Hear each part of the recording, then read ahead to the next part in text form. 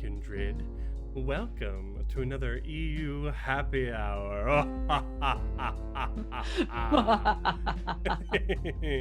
And welcome to the start of vampire season. We appreciate you dropping in. I am Krifu Bernal. Welcome. My pronouns are he, him, and I'm going to be the host and GM for this, the EU Happy Hour's first ever flight, which is more than just a one-shot, in which we are playing a Vampire the Masquerade chronicle set on the Côte d'Azur, or also in Nice, France. Before I go any further into things, let's explain a happy hour. We, of course, are drinking this evening, so alcohol will be consumed on stream, and we'll be playing some drinking games. More on that to come.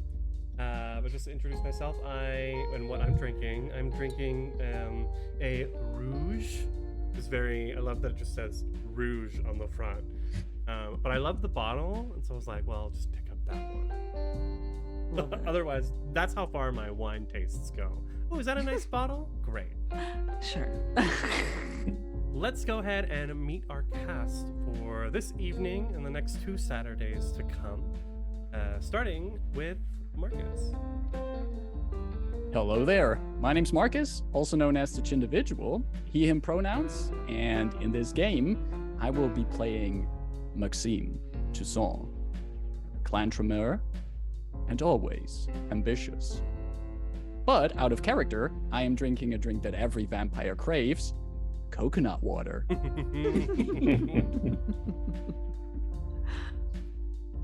Love it. Let's go over to your friend, Inez. I did that mostly at the end, okay? Come on. I'm not sorry. your friend just yet, okay? Come on. You gotta stick around 3 hours first. Exactly. You gotta stick around to become my bestest friend, you know. Hi. I'm Inez. I use she, her pronouns. And tonight I will be playing Megara Monet, who also uses she, her pronouns. She is a clan gangrel vampire, and just an overall powerhouse with a lot of curls and a little mouse that she carries around everywhere. Tonight I am drinking a white claw. Yes, aged very finely. No, it's mango flavored white claw, and it's very, very nice. Alcoholic seltzer. I love the caption said, "Hi, I'm megahertz of Clan Empire." Yes. Yes. A gangrel empire it was. Yes. Yes. Yes, it is. So a new face to the EU Happy Hour, the Weaver of Worlds. How are you?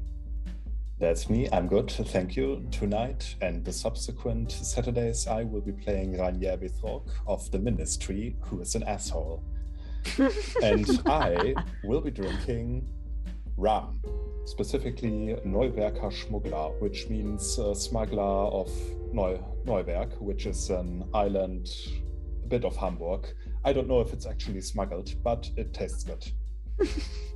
I'd assume not. I believe it was. That's what it's called. That, you know, it's like a stamp of quality. Basically, it's good enough to be smuggled, but I feel like of all the spirits, rum is the most likely and probably should be smuggled in order to taste better. Yeah. Yeah, that's Honestly. true. I mean, it only makes sense. And last but of course not least, she is new. Her face is new to the EU Happy Hour, but her work is not. Hello, Anya. Hello. Yeah, so first of all, what Krifu is referring to is that they played my module on EU Happy Hour a couple weeks ago. I forget how long it's been now, Maybe but yes. At least a month or so. Oh, goodness. Yeah, so I am Anya, she, her. I am a cosplayer, and I play all sorts of TTRPGs. This is my first time playing Vampire the Masquerade, so please be gentle. Yes. I'm going to be playing Adelaide Villeneuve. She is Clan Toreador. I don't remember if I'm supposed to say anything else in reference to that. I think Whatever you that's feel it. like. Okay. She is smoking hot. That's all you Period. need to know. Right. Period. Right. And I am having a whiskey mead from Elfia. So it's their premium mead, and I got it because I was a VIP. So very Gift good. baskets. Well, no, like you pay for a VIP ticket, but still, it's like you get all of these things, like you get your parking pass with it and stuff like that. So I got to pick which mead I got with my ticket. So whiskey mead, it's very strong. I also have seltzer water, so I'm double fisting, but one of them is non-alcoholic. Yes. I am also double fisting, by the way. I also have some iced tea, so I've got some water nearby on hand. there you go, as we should. And yes, Adelaide is also she, her. So I think that's everything, right? Yay. So, without further ado, speaking of drinking, we are a happy hour and we are playing drinking games. So, typically with D20 based games, we roll on crits and crit fails. So, in this case, we will also be doing that. We drink on them. You said we roll. Drink. Yeah, you said roll. Drink on them. Wait. You said How we much of your roll on wine net have you had? 20s and I've had natural ones. 2 sips. Every drink time we on- drink, we also roll. And when we then roll, we drink. It's the eternal Every time circle. the storyteller picks up what he's going to say, we drink. No, Creeper we'll is be so here all night. Creeper is here like, what did I say? I said we Huh? drink on crits and crit fails. You said we No. roll on them. Watch the VOD when we're done. You absolutely said It's- roll. I was It's sipping fine. Jaeger as I was doing my makeup, so Hey, that's so something to do with it. Mm. So we drink on crits and crit fails. In this case, however, since it's not a D20 game, we're rolling D10s. So just to give a little bit of a mechanics lesson for everyone who has not played Vampire, as well as for Anya, whose first time it is. We're rolling D10s. We will almost always have one of the D10s or more be labeled as a hunger die. So I've got a black and red here. The red is hunger die. When we roll and we get 2 10s and one of the 10 is on a hunger die, that is a messy crit. You can also crit, you just crit normally on 2 10s, and that means it counts as like double successes. So 4 successes, I think. And then, but if you roll with the hunger die, it's a messy crit, and the beast inside you like takes control. You succeed critically, but in a way that is very messy. Then, if you get no successes and a 1 on a hunger die, here I have a nice little skull, that is a bestial failure. And that causes, most likely, a compulsion to come out in you. Whether it has to do with your clan compulsions or one of the other more generic vampire compulsions, power, feeding, fear, etc. I really should have my book on me. Then that comes to play. I have the cheat sheet of all of the things. It is a lot. Bought it. A lot. Can I cut in real quick? That Roll20 sometimes labels a failure as a bestial failure while it is a normal failure. Okay. It kind of fucks up in that way. So if you see bestial failure, don't immediately get scared, because sometimes it's just a normal failure. But when it That's is a bestial failure, it'll be clear because of the little skulls and stuff. Yeah. I'm gonna leave you for a moment while I go and grab my book. Yes. I think So, it's chat. I think it's also really exciting that we have people here who are playing the game for the first time, so we can actually Absolutely. like learn the game, but also while we're streaming it, the people that are watching are learning it with us, which is fun, Yes. which is great to also It is pretty learn about the cool. system and its intricacies. Yes. Educational. Exactly. Yes. Yeah. That's me when I stream new solo RPGs. I will explain and read through all of the instructions while I'm going so that other people can learn them too. Yeah. That's cool. That's so lovely. Not to like shell my channel, but you know what? I think we'll all be shilling our channels pretty Yes. soon. There you go. Mm.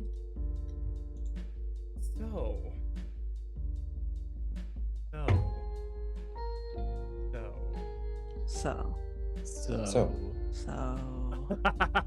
You like jazz? Eh oui. The camera opens. The sun is setting on beautiful Nice. We can see the French architecture in many ways reminiscent of Parisian architecture. Beautiful and quite frankly opulent. We move through the streets of this luxurious coastal city. The streets are filled with tourists as well as people making their living here in this town. Maybe people coming or going to work, restaurant, businesses, offices, boutiques, clubs, bars, what have you. Until finally we come to a very well lit corner in the Carré d'Or, the golden square of a place where all people from all walks of life come to enjoy beautiful, beautiful. Thank you, Pan.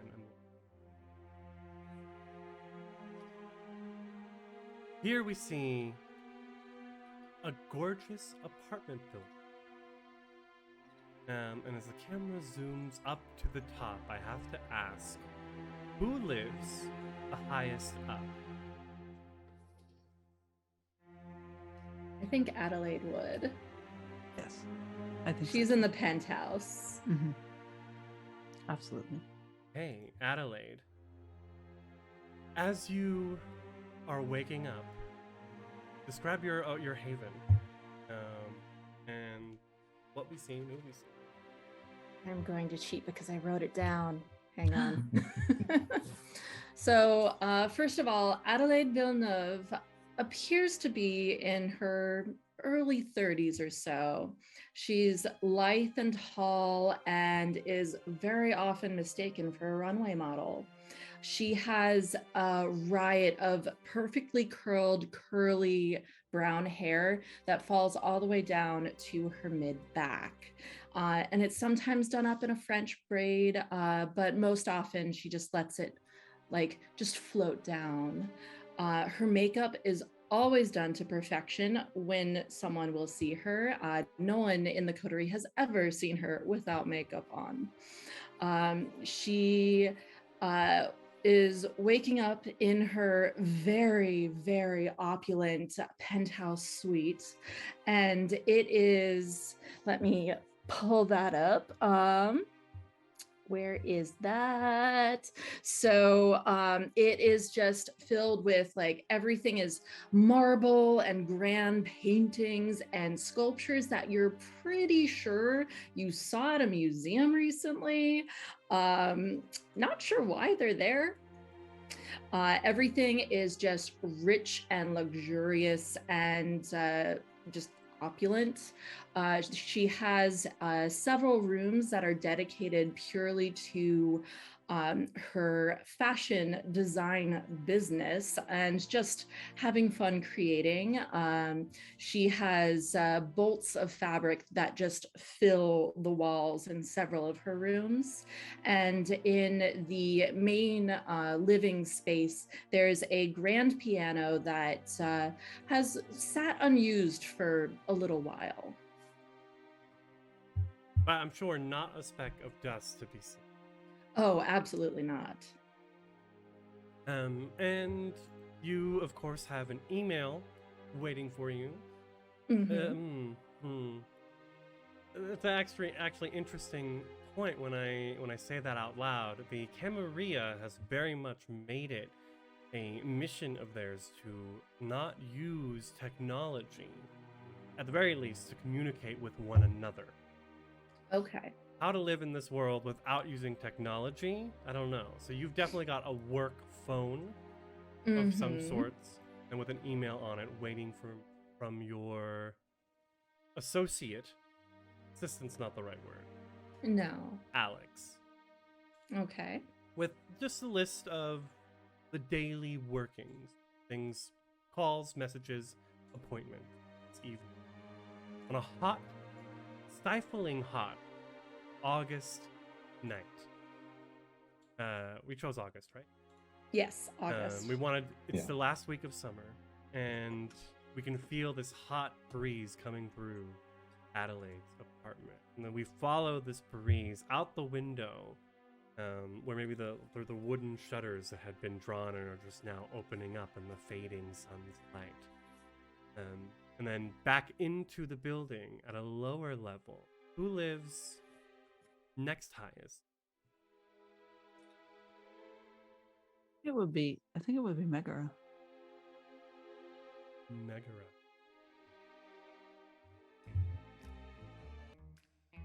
What does your apartment look like? So as this breeze sweeps into her windows, that do not have wooden shutters, whatever. It's just like glass. It's almost like it's a glass wall, you know. She loves to have like the view of Nice and of the coast to stand at and have her coffee at. But there's a window open, and it blows into the living room where it's spacious, mood lit. You know, it's always like there's a dim red light on, or like purple, or it's like blue, some kind of things. You see a lot of consoles. She loves playing video games, so there's a big TV screen with some good consoles, and this breeze blows further into the hallway, over to the open kitchen that is beautiful. It's big and has a lot of space to work and to make food, and it blows past some busts that she had made of, say it was Zeus, Aphrodite, and of course Hercules. She the breeze then blows a little further into another hallway, and it comes to her bedroom, where she wakes up with her hair like discombobulated. Let's say it's standing in all kinds of directions, she rips the blanket off of herself, and you just kind of hear her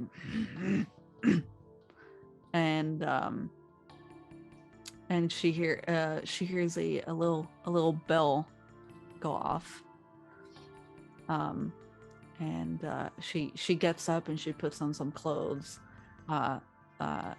leaves her chest mostly bare instead for lingerie and all that stuff, it's just that she likes her body to be open to the air. And as she goes over to the kitchen, there's a little bell hanging there that is like it's going crazy. And she opens a little door, and a little mouse comes walking in.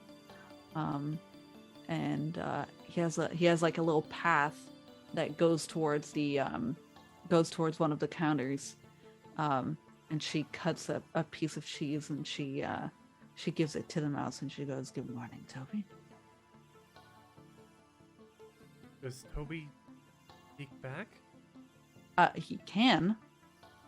Yes. Through feral whispers, we can speak to one another. Yes. So when you speak, do you sound like Mouse? I think I do, yes. Or no, I don't think, actually. Okay. I think it's just I'm talking normally, however, the mouse is squeaking back.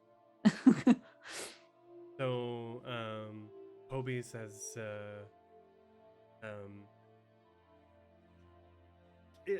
I'm suddenly voicing a mouse. Uh-huh. Toby says, yeah, good morning. What's the business for the day? I don't know. I look over the counter towards the front door, if there is like a letter there for me, maybe. And if not, I check my phone to see if there's customers that need my attention. You check your phone, and as we kind of like the camera like goes into the glare of the phone, it comes back out of the glare of a different electronic device in another apartment. Maxime, what device is this? What does your apartment look like? I think the device that the camera would come out of is the display screen of an stereo. A little bit older model, one of those that you would get back in the 90s, which has like these CD changing platform in it, so that you kind of like 3 different CDs in there. And the camera comes out of that at the moment that the CD changes to a next CD. There's this brief click sound, and some heavy, somber, classic music plays. Something by Borodin. And we pan out to see the rest of Maxime Toussaint's apartment, which, especially in comparison to Adelaide's apartment, is a mess. It is a collection of unsorted shelves, of piles of books and documents on every kind of surface, and a general mess here. But Maxime does not seem to pay mind to that. He is listening to the music coming out of the stereo tower, and as he wanders through his apartment, he picks up one of the books, flips it open, and while he's reading and sipping from a cup, we can see that behind him, falling out of one of the shelves, is just one book that goes, falls to the ground. And Maxime stops, looks up from his book, and he just looks over his shoulder, and we get a better view of what Maxime looks like. He's about 30-something looking male with a very slender build, skinny face, chin length hair, and very much dressed in very simple ways, so functional clothing. He doesn't like to be flashy with his outfits. And as he looks over his shoulder, he just says to himself, "I see, you're up again as well." And he just walks over to the book that just fell from the shelf, looks at the spine of the book. What is the name of the book? Introduction to Alchemy. It's like a very basic book on the basic elements of alchemy, written by some mortal who thought he had the basics down. To Maxime, it's more light reading and in some ways even a little bit hilarious to flip through.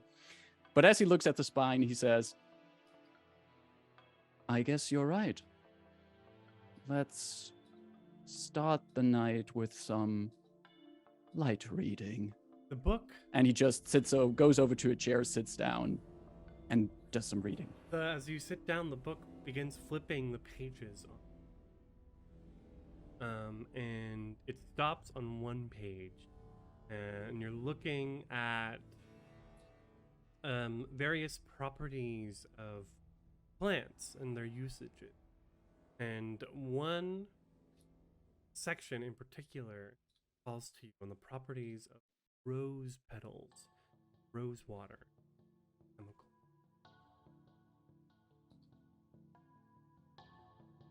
Fascinating. And as the pages flutter, we sort of fly backwards out of the apartment into the stairwell, which is draped in marble and wrought iron. And we go into the beautiful elevator shaft that climbs upwards through the center of the stairwell. And we follow it down. Rainier, what is your apartment look? What do you look? Well, inside a very small, dank room that really doesn't look like it belongs to the rest of the building, a man wakes up who is maybe in his late 20s. He could probably stand to lose a few pounds. He's not fat, but a bit chubby. Has long red hair that he has tied into a ponytail and that honestly looks like it is impossible to tame. Likewise, a beard with a very prominent shade of red. He wears a lumberjack t-shirt, somewhat slashed, torn up jeans, sunglasses at night, wakes up. Oh, Lord. Then he looks around his room, which is very bare bone. One thing that comes to mind is the fact that a lot of the walls is plastered with pictures of snakes in different kinds of outfits, hats. One of the snakes is shooting laser beams from its eyes. They all look very samey, but at the same time different, like they were made with a puzzle generator. He looks at one of them, shakes his head. 3.5 million, these people are assholes. Good Lord. And he gets up to a door from behind which some music can be heard, some very, bass-heavy stomping music that you listen to when you just don't want to think, just to listen to music. And he just slams open the door, looks into a room where some people are, laying around. Some are laying on beanbags, some are talking, some are drinking. Most of them are very, very clearly high. He just raises out his arms. What's up, my friends? How are you tonight? Hey. Hey, good to see you, man. Well, look who's finally up. Hey, you know how it is. I'm a busy man. I sleep when I get to. What can you do? Come on, take a drink, relax, take the edge off. And I cheers and drink. This is a part of your herd. Am I correct? Pretty much, yeah. How big is your herd? It's not a very big herd, just about half a dozen people, I imagine. But you know how it is. I would not necessarily say worship him, but he's the closest thing to a messiah they have. As far as the drugs go. Exactly. I mean, everyone has their vice. Why not indulge it from time to time? He doesn't judge. So, as we all wake up tonight, everyone, I ask you this question. The night before, did you kill someone? No. Definitely not. No. I'm gonna say no because everyone else is saying no. That means Make your own decisions. That means you're going to start off the evening with 1 hunger. And we're going to make our first roll. So everyone's going to roll a rouse check There's no crit or crit fail on this. You are simply rousing the blood. So if you get a 6 or higher, you don't gain any extra hunger. Yeah, there we are. Okay, I so actually we're got- just I rolling got it. one. Yeah, One just dice? 1d10. Okay. I got a 10 on my rouse check. 3. So your hunger is now at 2, and for future Okay. rolls, you're gonna roll 2 hunger dice. Okay. So you don't add, those aren't extra to your dice pools. You mark. Mm-hmm. You have 2 dice in the dice pool that are hunger dice. Okay, so do I just mark 2 hunger on my sheet? Correct. Okay. So, but everyone is at 2 hunger right now, right? Just Adelaide so far. But you are always at 1 hunger. Yes. So we're rousing. we're Yes, doing rouse unless you check. kill a human and drink them completely dry. Got it. So with the rouse check, Megara. Oh, I passed, so I'm not hungry. I failed. Okay. Yes. I love it. Hunger. It's always better when the hunger goes up. I Okay. think so too. I like it. Makes for interesting roleplay. You all have an appointment Mhm. this evening at a party with the upper crust scene. We're gonna put it on a yacht, docked at the dock, looking at a picture of Nice, the Quartier du Port. Oh my god. I've been studying French for the last 2 months, but it's the pronunciation that just is going to kill me. It's Yeah. Quartier du Port. Quartier du Port.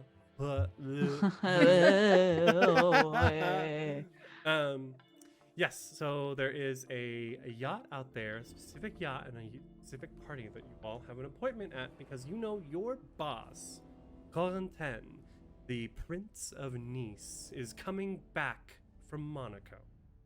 And it will be expecting to see you at this party. This party has mortals who are not aware of the Masquerade. So you are expected to speak in code. You have no way of contacting the prince unless they contact you. And you are, of course, all expected to not use any sorts of technology to contact each other, because that is how the Second Inquisition will find you and kill you. Just to sort of set the scene. Do we know what Corentin went to Monaco for? Yes. You know that there was a meeting of Camarilla Princes. Whether or not they were... there wasn't... Make a politics check if you have it. Politics that. with All of us, or Intelligence. politics with intelligence. Let's go. If you don't have all politics, of us, roll or for just intelligence. just him? Go for it. Everyone can. So Alright. I have 1 politics. So just 2d10. So you're gonna Hold on. take the 1 politics, and you're gonna add your dots from intelligence. Which difficulty? Okay, so I roll 3 then. Because I have 2 intelligence and 1 politics. And what about the blood dice? One of them has to be a blood die now. So at least 2 of them need to be hunger dice for Adelaide. For Adelaide. Okay, yes. cool. I have 2 red metal dice, so I'll use those as the hunger ones. Perfect. I'll be using roll 20. So which difficulty would that be? 6, 7? Let's start at 1, and I just want to see how many successes. Okay, so I got a 10 and a 3 on the blood dice and a 3 on the other one. Okay, so you got 1 success. Okay. Anything above 6 or higher is a success. Okay. I see. I have 2 successes, of which one of them is on my hunger die. Okay, but without unless the hunger die is a 10, and you've got another 10. Right. If my one normal success was a 10, if my hunger die would have been a 10 as well, then this would have been a messy critical. But Ah. now we're just on a 2 successes here. Okay. Exactly. So yeah, you all know that Corentin went there to was summoned by the Camarilla of the joint princes of Paris and Genoa, Genoa. Genoa to meet and discuss things. You know that both of those princes are toreadors. And Maxime, excuse me, with your 2 successes compared to everyone. No, Adelaide had 1 success. I had 1. With your 2 successes, you know that Corentin recently confided in you that they have been hounded by other princes in Europe in the EU countries specifically, to step down as prince and allow someone from a different clan, most likely Toreador, step in, take charge. Because Nice is one of the most powerful cities, at least for the Camarilla here on the Côte d'Azur. And you know for a fact that they do not trust a Brujah. Whether or not they refer to themselves as a Hellene, because they sort of like philosophical, a Camarilla Brujah. Regardless, they cannot be trusted. And if they truly believe in the power of the Ivory Tower, they would step down, follow rank. Fascinating. So, everyone knows about this except Megara. Maxime's the only one who knows about that because Corentin confided in him. Okay, Yeah, but the other yeah. stuff, everyone, well, Megara doesn't know nor doesn't care. So, One success. You know that they were there to visit other princes. I did not roll. Oh, that was a rouse check. Yep, That was a never mind, rouse never check. mind. I didn't roll anything. I don't have any politics. I don't care. Got it. So yes, you know that you're expected to go see the prince at a party on a yacht later. Cool. Sick. Right. Everyone else is all like, oh, this has some really interesting political Ooh. implications, and you're just like, yeah, party! Party, yeah, party. Come on. Woo. Until then, that's not for a few hours. So let's put it at I made notes of Notes? What are I made notes? notes of I have no idea what you're talking about.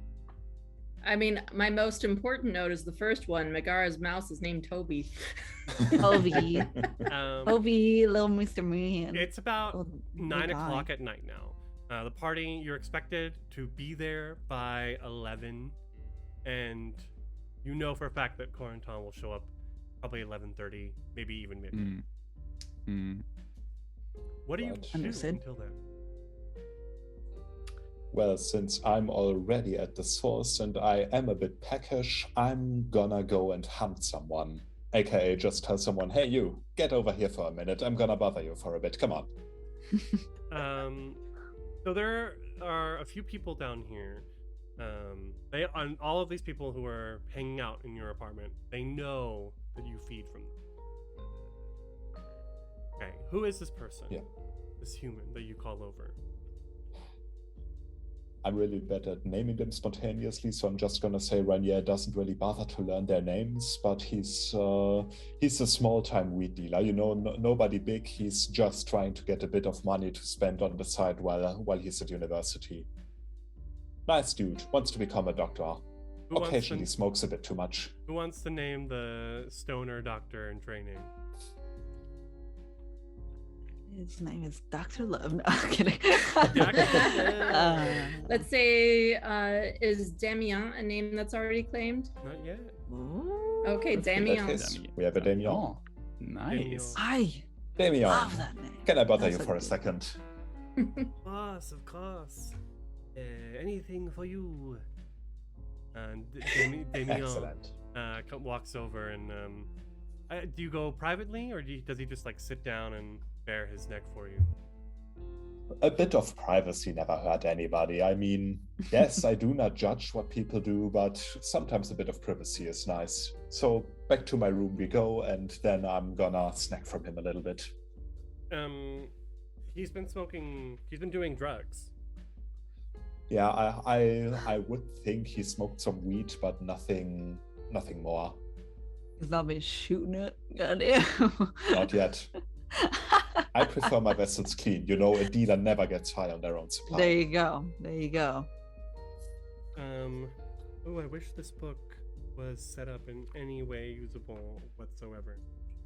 What are you looking for? I'm looking Looking for the effects resonance? of drugs on the blood. I would say that weed probably makes him phlegmatic. Yes, phlegmatic. So that will. I've never actually played with the blood types. Marijuana, the vampire experiences a slightly altered perception of time, suffering a 1 die reduction to wits dice pools. Difficulties to resist frenzy decrease by 1. Whoa. Nice. You have more info than me. Mine just says marijuana, wits -1, frenzy difficulties -1. That's so pretty Yeah. good. Okay, Wow. thank you for calling those up. Yeah, That thank is you. so interesting, actually. Wow. So maybe your eyes get a little red after you feed. Able to take down 1 dot of hunger. Wow. You've been taking the good shit again, haven't you? Whoa. My fingers are like, wow. That was Well, I pat him on the back. Off you go then. right. And he goes and he like lays down on one of the couches and just very tired after that. Man, I should probably go, but my fingers are like... And yeah, he just sits there for a hot minute, tries to adjust, and then walks up the stairs to meet the others, probably. Do we actually have in our apartment complex, do we have also elevators? Is it like maybe do we have one of those old school elevators that you still need to close yourself? Like There's the one elevator With the fancy. Yeah, that one Yeah. fancy elevator that Floral, Rainier yes. never bothered to get rid of. It's got Great. the fancy wrought iron gate. Mhm. Perfect. Very Perfect. floral, just intricate designs. Very Art Adelaide Nouveau. would not allow anything less in her apartment building. Of course not. And as technically your landlord, Rainier aims to please. Mm-hmm. Amazing. So Maxine, I would actually, since I asked for the elevator because I was actually curious because that was something I would like Maxime to use. So Maxime is already on his way 1 floor up, or further up to Megara's haven. And he just knocks at her door, waiting for any kind of response. She's been sitting on the couch playing a video game, and so she has to pause it, and she goes, what video game? Well, I guess these days I think it's Rocket League. It's basically car soccer. So it's soccer but with cars. Yeah. So she looks in the mirror. She fixes her hair. I noticed that I didn't really describe how Megara looks, and that she is kind of in her late 20s as well, and that she has this mane of curls that she likes to keep kept. And a very distinct feature about her is that she has long claws and some beautiful cat eyes on her, like actual like slits, yellow cat eyes. So she's frenzied. Yeah, a little bit. Interesting. Sometimes.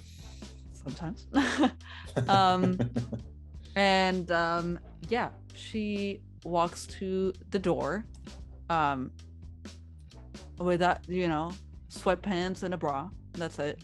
And she opens the door and she goes, "Good morning, Maxime." Maxime quickly looks at Megara, and then his eyes start darting around. You would know that Maxime is really bad at keeping eye contact, and he's just basically more looking around and says, "Megara, are you preparing for tonight's event, or Are there any distractions? I'm preparing. That is all. I did not get any jobs or anything to keep track of. My men are out and about, and they are doing their jobs. However, I am free. Why do you ask? Excellent. I think it is most important for tonight that we are all as sharp as possible. The prince, depending on what news they come back with, who knows what that will mean for us. Is that one of your video games? Yeah, I had to pause it to answer the door. Yes. Which was very annoying, but I do that. Are you winning? Yes, Maxime, I am winning. Good. I think it's good if you finish your game. I'm heading further up to Adelaide. Maybe it's a good idea if we all have a quick little conversation before we head out to the party. Maybe, and he quickly just looks at Megara again, who I assume, Megara, you're pretty tall, aren't you? Yes, she's just about like 6'3", let's say. Yeah, okay, so you tower over Maxime, and he just quickly looks at her. You should get dressed. And he makes his way to the elevator, back to the elevator. And as you do that, she sticks her head out of the door frame and she goes, "Thanks, Dad." And she closes the door. And then she turns around and she goes, "These events can never have me undress, God." On the kitchen counter, Toby's leaning against the wall with a piece of cheese in his hand. And he's like, "What do you want to be undressed for at one of these events? You're not the entertainment. You're a guest of honor." My skin. I just want my skin to be free. It is so containing, the suit that I wear. It is nice, of course. I mean, I love wearing it. It makes me think of my job and how important it is. However, as a Gengal, the skin needs to be exposed to the night air. It needs to breathe. I keep telling you, Meg, you gotta get out of the city sometime. I'm a city mouse, but you gotta take your vacation. I guess you're right, Toby. You got him the cheese, right? Mm-hmm. Just let me know when we're good to go, boss. All right. I'll get to you as soon as possible. And then she walks over to her room and gets dressed in her finest suit. She then finishes her game, wins, and then shuts off the TV, and behind the TV, she kind of reaches around the TV and finds purchase on a lever that she pulls, and the wall kind of gives away to a closet that has a secret armory. And so she picks out a nice firearm to carry around, a handgun, let's say, and she looks at, by the way, when the door opens, there is one piece in the middle of everything that is kept so beautifully and so safe in a glass case, and it is a most beautiful ornate longsword. and it has like a little tassel like at the end of the hilt, a red tassel, and she just kind of goes over to it and she goes, and she rubs the glass case and she goes, although I cannot use you, I love to have you. And then she pats it, and then she picks out the gun, puts it in a holster around her waist, and then she walks out and she pulls the door closed, takes a last look in the mirror. Toby, are you ready? Yeah, sure thing. All right. Where does he go? She reaches out her hand, and he just kind of crawls up her sleeve and then comes out underneath her coat, and then he sits on her shoulder. And she looks at him and she goes, "Don't be weird, okay?" Takes his tail and swings it. She turns all the lights off, and then she closes the door behind her. What can I say? Vampire blood does weird things to my. I guess so. Maxime has gone up to the penthouse. Does the penthouse open up does the elevator open up into the penthouse?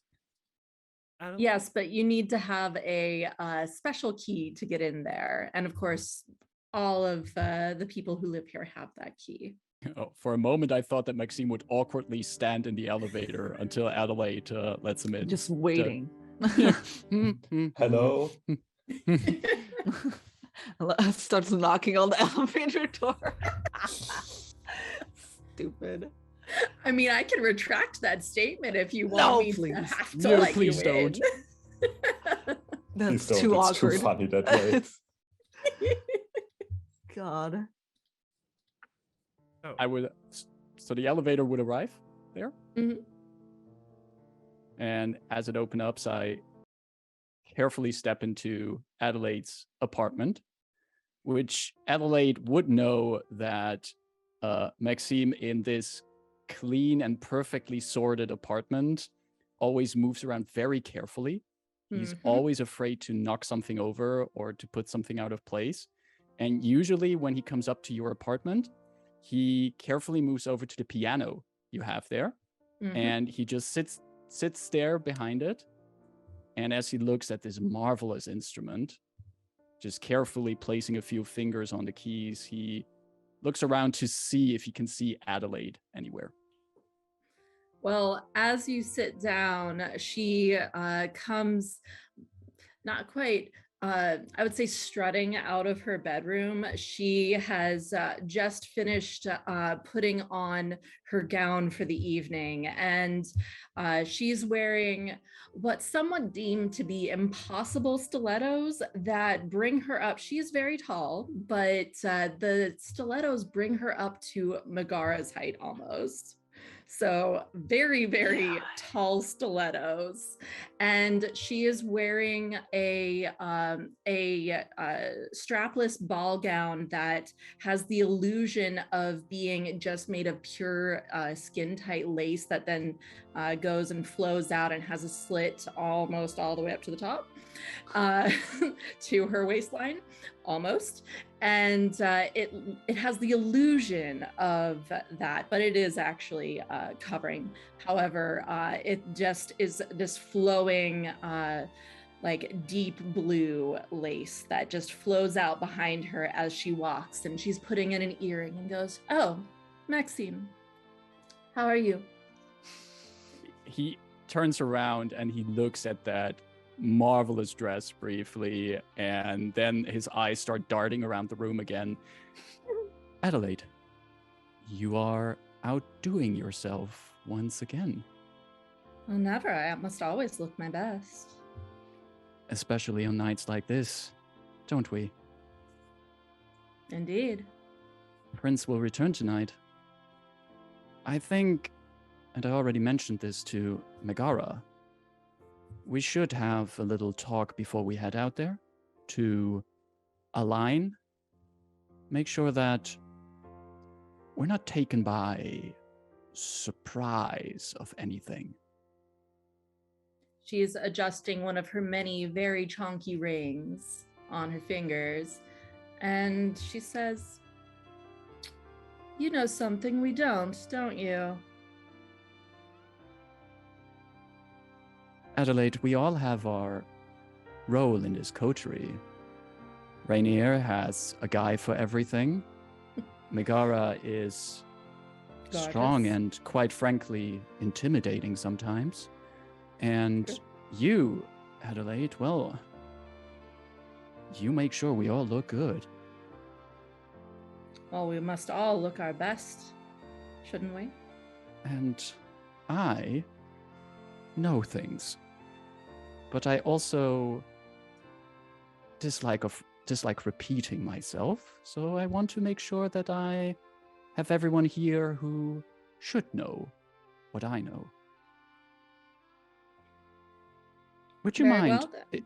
Would you mind while we wait for the rest? I have to admit, I did not check in with Rainier yet. While we wait for the rest, would you mind if I play a little bit? You see a little flicker of something in her eyes, and she fixes one of her bangles and goes, "Not at all, go ahead." And Rainier smiles at that, and Adelaide especially would notice is that Rainier is very fond of this piano, and he likes to get the chances to play on it, especially with his... Maxime, unless we swap characters. I am sorry, we did not. Maxime is very fond of this piano, and he's just casually going to play a little tune on it, And creating some background music while we wait. And Adelaide would sink down into one of her very plush, luxurious sofas, not too far away. And she just sits, doesn't speak to Maxime, but is just looking at her jewels and listening and looking off into space.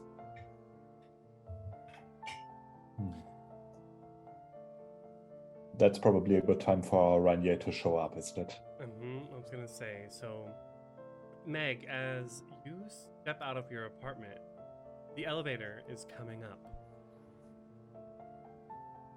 Interesting.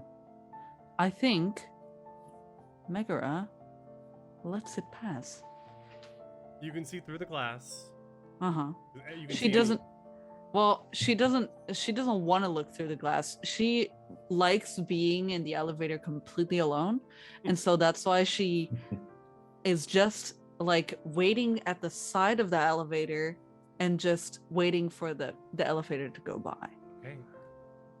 Rainier, you see Megara and her, maybe your eyes even spot her Familis on her shoulder, the mouse, just waiting as the elevator goes by her floor. See you later, elevator.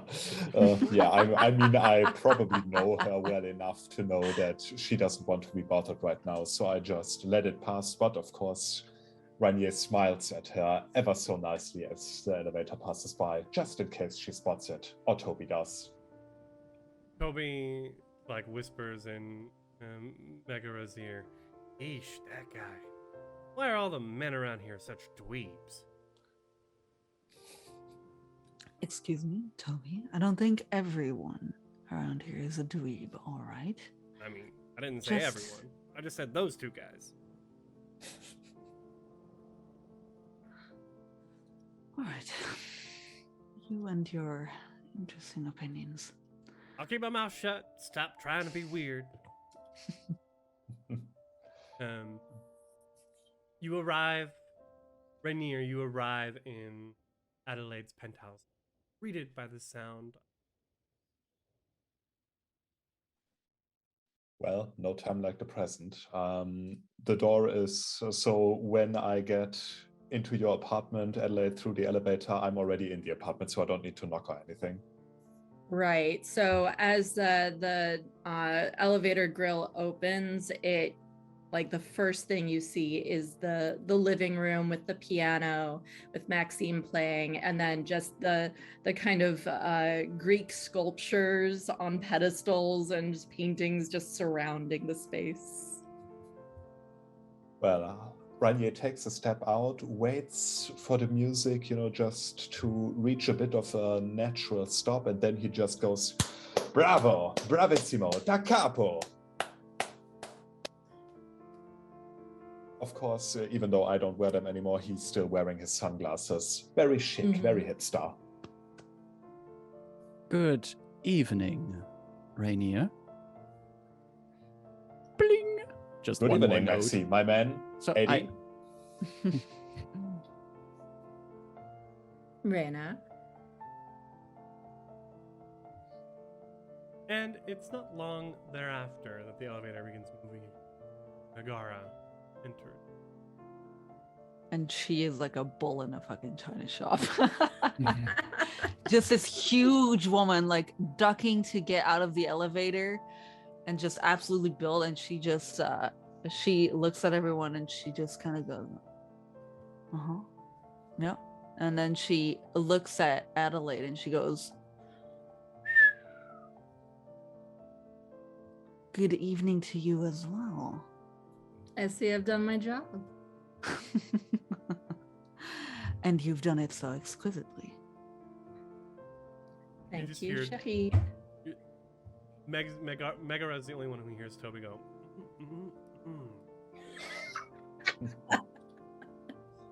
And I just look at him and I go, Yeah, and Adelaide didn't get up to greet Maxime or Reyna really, but she does get up from the couch, and being French, she goes and being her, she goes up to Megara and does the bisou. on her cheek. okay. She does the same, and then as you try to walk away, she grabs your hand and then she kisses it. Well, hello there. Always a women of manners, I see. Oh. Well, of course. I mean, I am dressed in a suit at all times. I need to keep my manners, of course. I don't know. I find suits to be a bit stuffy, but you do you, as I always say. So, I look at Maxime. So, Maxi, what's the plan? Maxime still seated at the piano. He stopped playing. He has his back to the group, but he just starts talking while still having his back to the group. And he says, "I see we are assembled. We do have an appointment." But yeah. We do have an appointment this evening. A very fancy party organized by Corentin, who, as you know, has been on a short visit to Monaco. Yes. I do know that there was a kind of gathering there of more princes of nearby cities. Tensions, as you know, are a little bit high right now. But I do feel that Corentin went there for more than just talking strategy with neighboring princes. I have to confess something. Corentin confessed a little bit to me. And I would not withhold this information from my coterie. Oh. And at that Now point, you're talking. Maxime turns around, now his back to the piano and looking at his coterie. Corentin has been asked to step down as prince. Well, that is certainly news. Butter my butt and call me a biscuit. I would rather not. It's a figure And of speech. not say that I did. Did they give any reason why? I can make assumptions. A Brujah running a Camarilla city. That is, as my sire would say it, a little bit misplaced. Well, It if they looks- do the Especially with the job- current situation, no? Correct. So, they would like to Corentin step down, have someone else take up that high lofty seat of princedom. And But I knowing have- them, sorry, pal, but do they have a candidate lined up? I mean, they won't just tell him to step down, fuck off, and have nothing prepared, won't they? They would not. I think that is where my information is a bit lacking at this point. But I have a gut feeling that that might be something that we might find out tonight. What I'm Oh, trying to say is we have an opportunity at our hands here. A prince who's not steadily seated in their place. Whatever might have come out of that gathering in Monaco. Keep your eyes open. Keep your ears open. There's a wind of change blowing. And he just, as he says that, Maxime makes it clear that for his part, he said enough for now, and he's just very quickly plays a few notes on the piano and then lets the silence hang there. So, what? We are supposed to protect our prince? Of course. I mean, that sounds like the most logical thing to me. Protect him from what exactly? You can protect him from the other princes, Mac. I respect your abilities, but that's a high order even for you. But imagine we could. What is I our mean, if opinion we of our could. prince? What is our opinion of our prince, Krifu? Aha! I was just wondering the same thing. Mhm. You So each- that would, of course, beg the question, what's he like? Yeah, what are they like? Corentin uses they/them pronouns.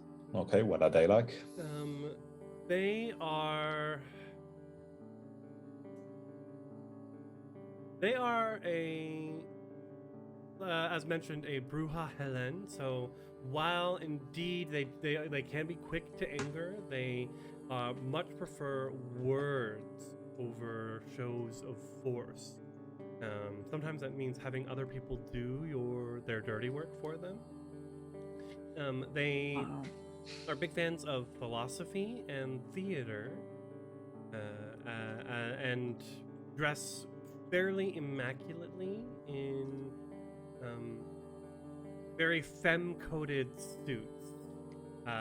Long jackets that'll hang with like fringe or feathers or beads. Like the cutting-edge non-binary fashion. But Adelaide leaning has femme. definitely designed some suits for them. They. I want to roll. I want each of you to roll a d10. The higher it is, the more they like you. Oh God. I hope it's Ooh. very low.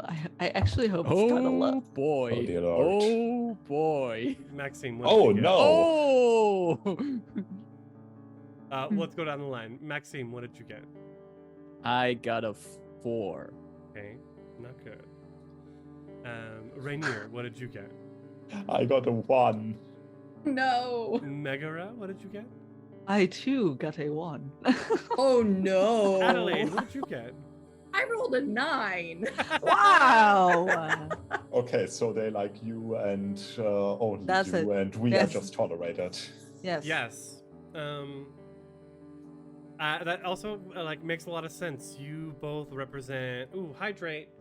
We hydrate with Oh yes. alcohol or liquid. That's not I'm- hydration. That's actually dehydration. I'm going for the reverse. I'm doing dehydration. I'll take the opportunity to pour myself some water. Mm-hmm. Nice bit of dehydration there, thank you. Thank you, Pan. Mm-hmm. Pan. I think that makes a lot of sense because you two come from clans that are a part of, that are actively anarchs, just as the Yes. Brujah clan is. Yes. In the past few years, you've noticed a distinct withdrawal from Corentin of their presence with the two of you, Megara and Rainier. That they are calling on you less for favors, less and less and less these nights, for Adelaide, it's been quite the reverse. You've noticed that since the Anarch revolt has come into full swing, they have been opting to spend more and more time with you. It also helps that your interests align in a lot of ways. Yes.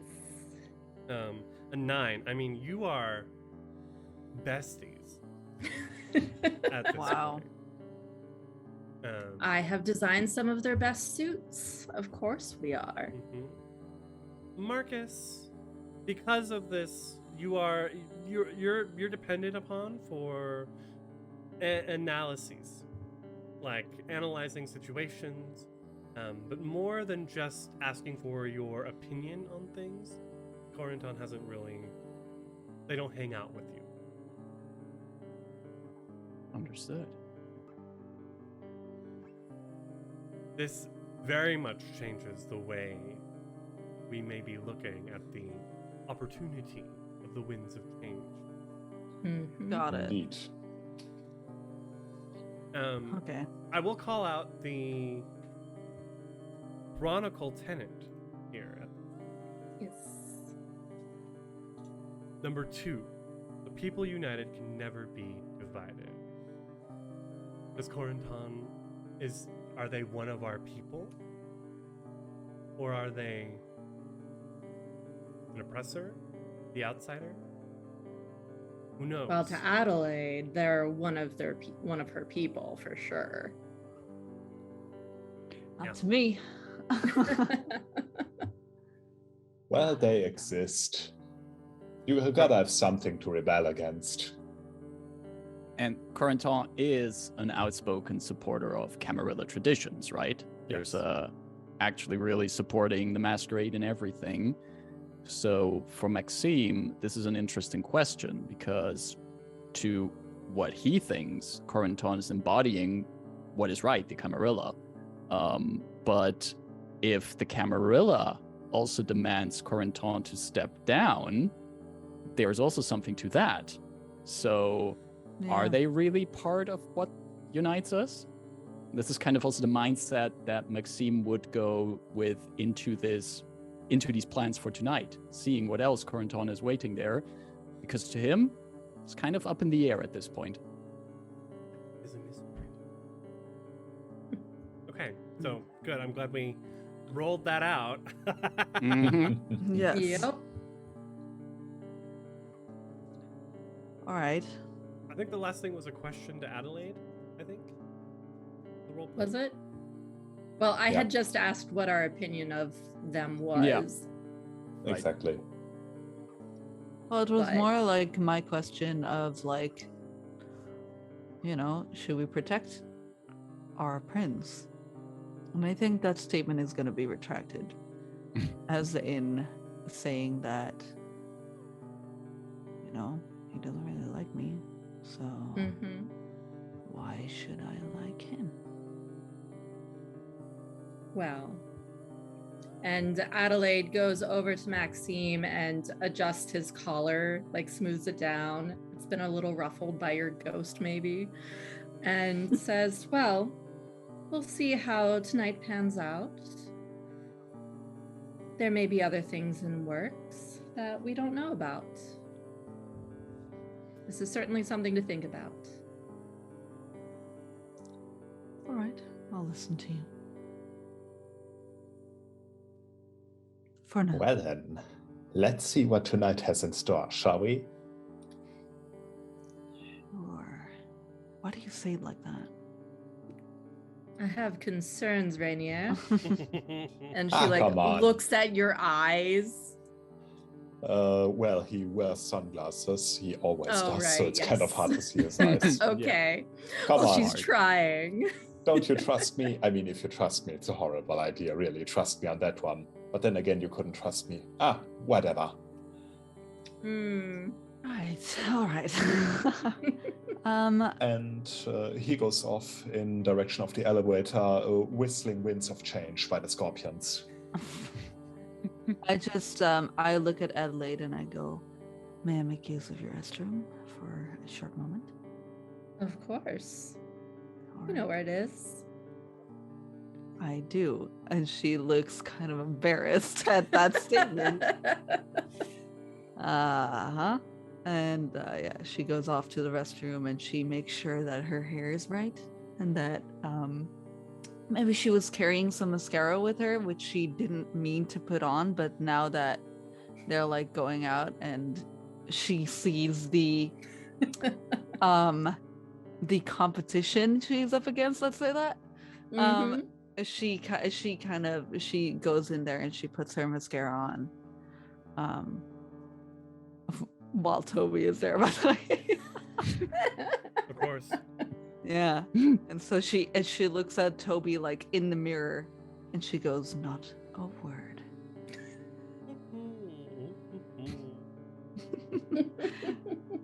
And then she flushes the toilet even though she did not go. And Vampires go to the bathroom? Oh, actually, they don't. Okay. they sure don't. There are special circumstances where they might throw up.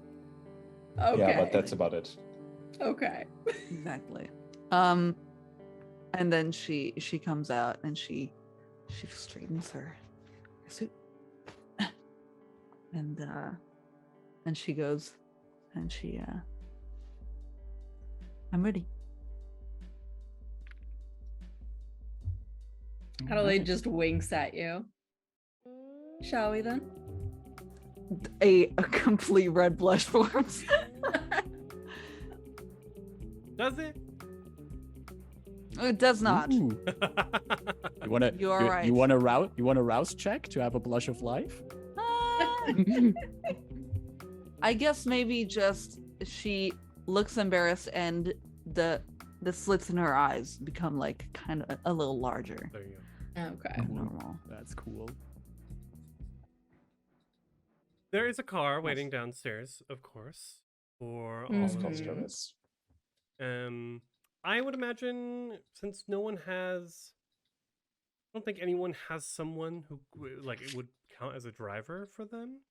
I would imagine. that I this- do. No, I count as a driver. Ah, Ranier can drive as well. He Yeah, could hire technically someone I to do drive for too. him, but Okay. why would he? so I am so glad that other people have dots in drive because Maxime does not. so at least 3 of you actually have Yes. cars in the parking garage underneath the building. Yes. Of course. And of course, Adelaide is not driving herself, not in this gown. No, of course not. So, However, the person who looks like a driver might. hey, Uh, Megara, so I think we what does your take car look my like? car. Yes. It is a like standard black sedan. Like it's like because it has to be like very inconspicuous, and because she drives many of her clients in this car. So it's a would it be a station wagon or considered maybe a limousine? Limousine. I think so too. Yes. So there's so she's in the front, and because her coterie is getting in the back, she rolls the little window down so that she can see and talk to them. It's a short limo. Yes, short limo. Yes. Mhm. So it does have like it has a lot of room for your legs, a lot of leg room, and there's a little mini bar as well.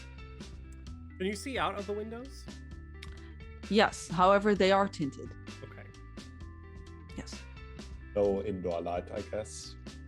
Yes, indoor light. Yes, there's like some lights at the top, not the Okay, party good. lights. Then Ranier still will be keeping his glasses on, look at the minibar, and just forlornly shake his head. Yeah, it's really pretty. Like it has like a little like sliding door, and like inside of there are like really nice like crystal like glasses for whiskey, but also for champagne. and she made all of that money herself, and she put that all in there herself. Yeah, it looks really, really pretty, and there's some drinks on board, for those who wish to indulge, of course. But yeah, and she like gets in, and you guys get in, and she goes, you can make use of the drinks provided. However, if you don't want to or don't need to, that is all yours, all your discretion. And then she starts the car, which goes really smoothly. It's not like a rundown car. Yeah. From Le Corridor, we are a few blocks. You drive a few blocks south to hit the Promenade des Anglais, and head east towards the port quarter. And we see this black limo driving under palm trees and the bright lights of the promenade. And we are following a black limo, a short one, a sedan, heading its way to the port quarter, Quartier du Port spot. There's a valet outside this specific. Exactly. That is not a thing. Not in France. Outside there's a valet. Okay, yes. Cool. In front of the Port Olympia. There's a very long boardwalk where quite a illustrious mega yacht is anchored at the end. No one has any issues with water. No, it's just running water that can be an issue for some vampires. Yes. Exactly. I have to ask the question because that could be relevant. Does a yacht count as a house? It doesn't. Is it for all homes or just for human homes? That you have this mythic folkloric it says entering a house, which is why I worded this in this exact way. I'm gonna say this does not count as a house.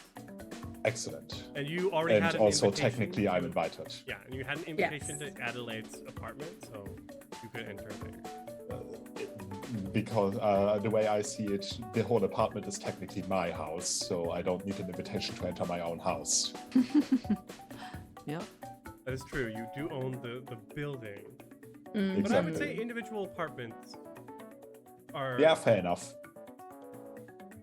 But Now, I do I'm have a assuming- standing invitation. Oh, all right. It's all right. Yeah. I'm assuming that the limo pulls up to the walkway to go up to the yacht, right? Correct. Okay, so very obviously Adelaide is just waiting, all prim, legs crossed, waiting for someone to open the door and hand her out, basically. So crazy that you mentioned that. I was just gonna say I can just imagine Meg just jumping on that. Yes, because Megara does absolutely just like she parks the car, takes out the keys, and then she gets out and she tosses the key to the valet. And then she opens the door for Adelaide, of course. And just yes.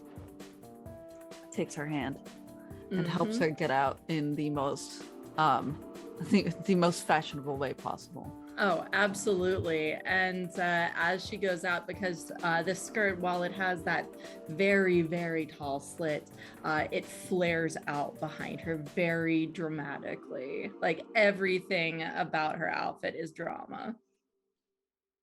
And I eat that shit up, absolutely.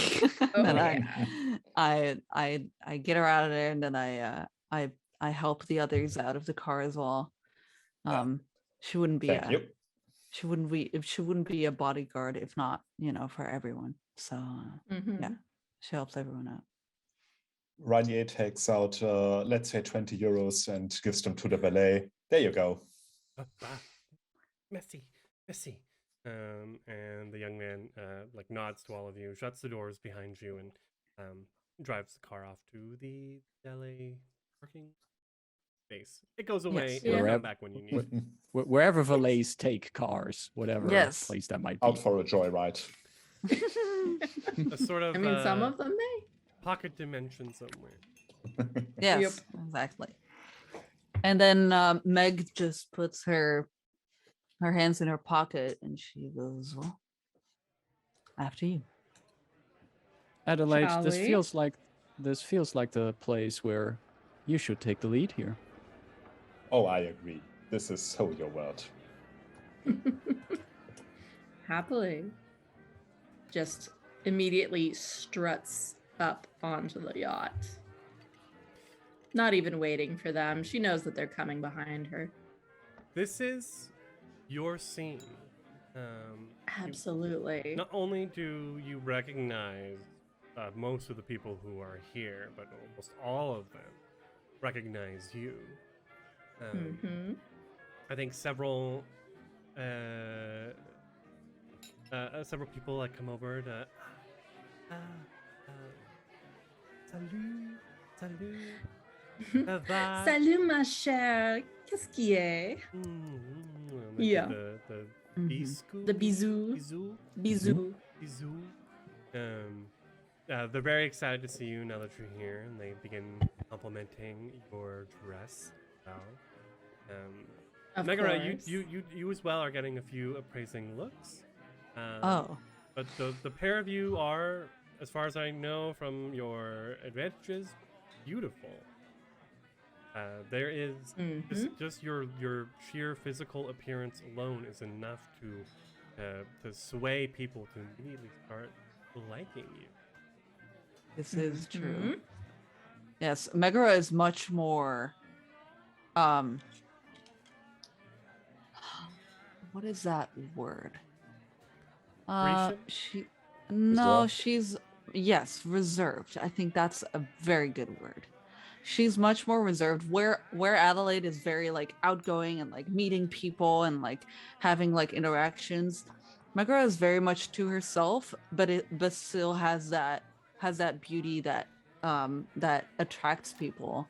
But she is just kind of sticking to the walls and knowing that yes, she does have this effect on people, and therefore just crosses her arms and just kind of puffs up her biceps and just Where kinda, are the guns? exactly, and just kind of looks around, not really caring, you know. And Adelaide knows that part of her role in this coterie is that she's the one who draws attention, so that the others can kind of fade to the background a little bit. Rainier, any of your customers here? Oh, I'm sure there are.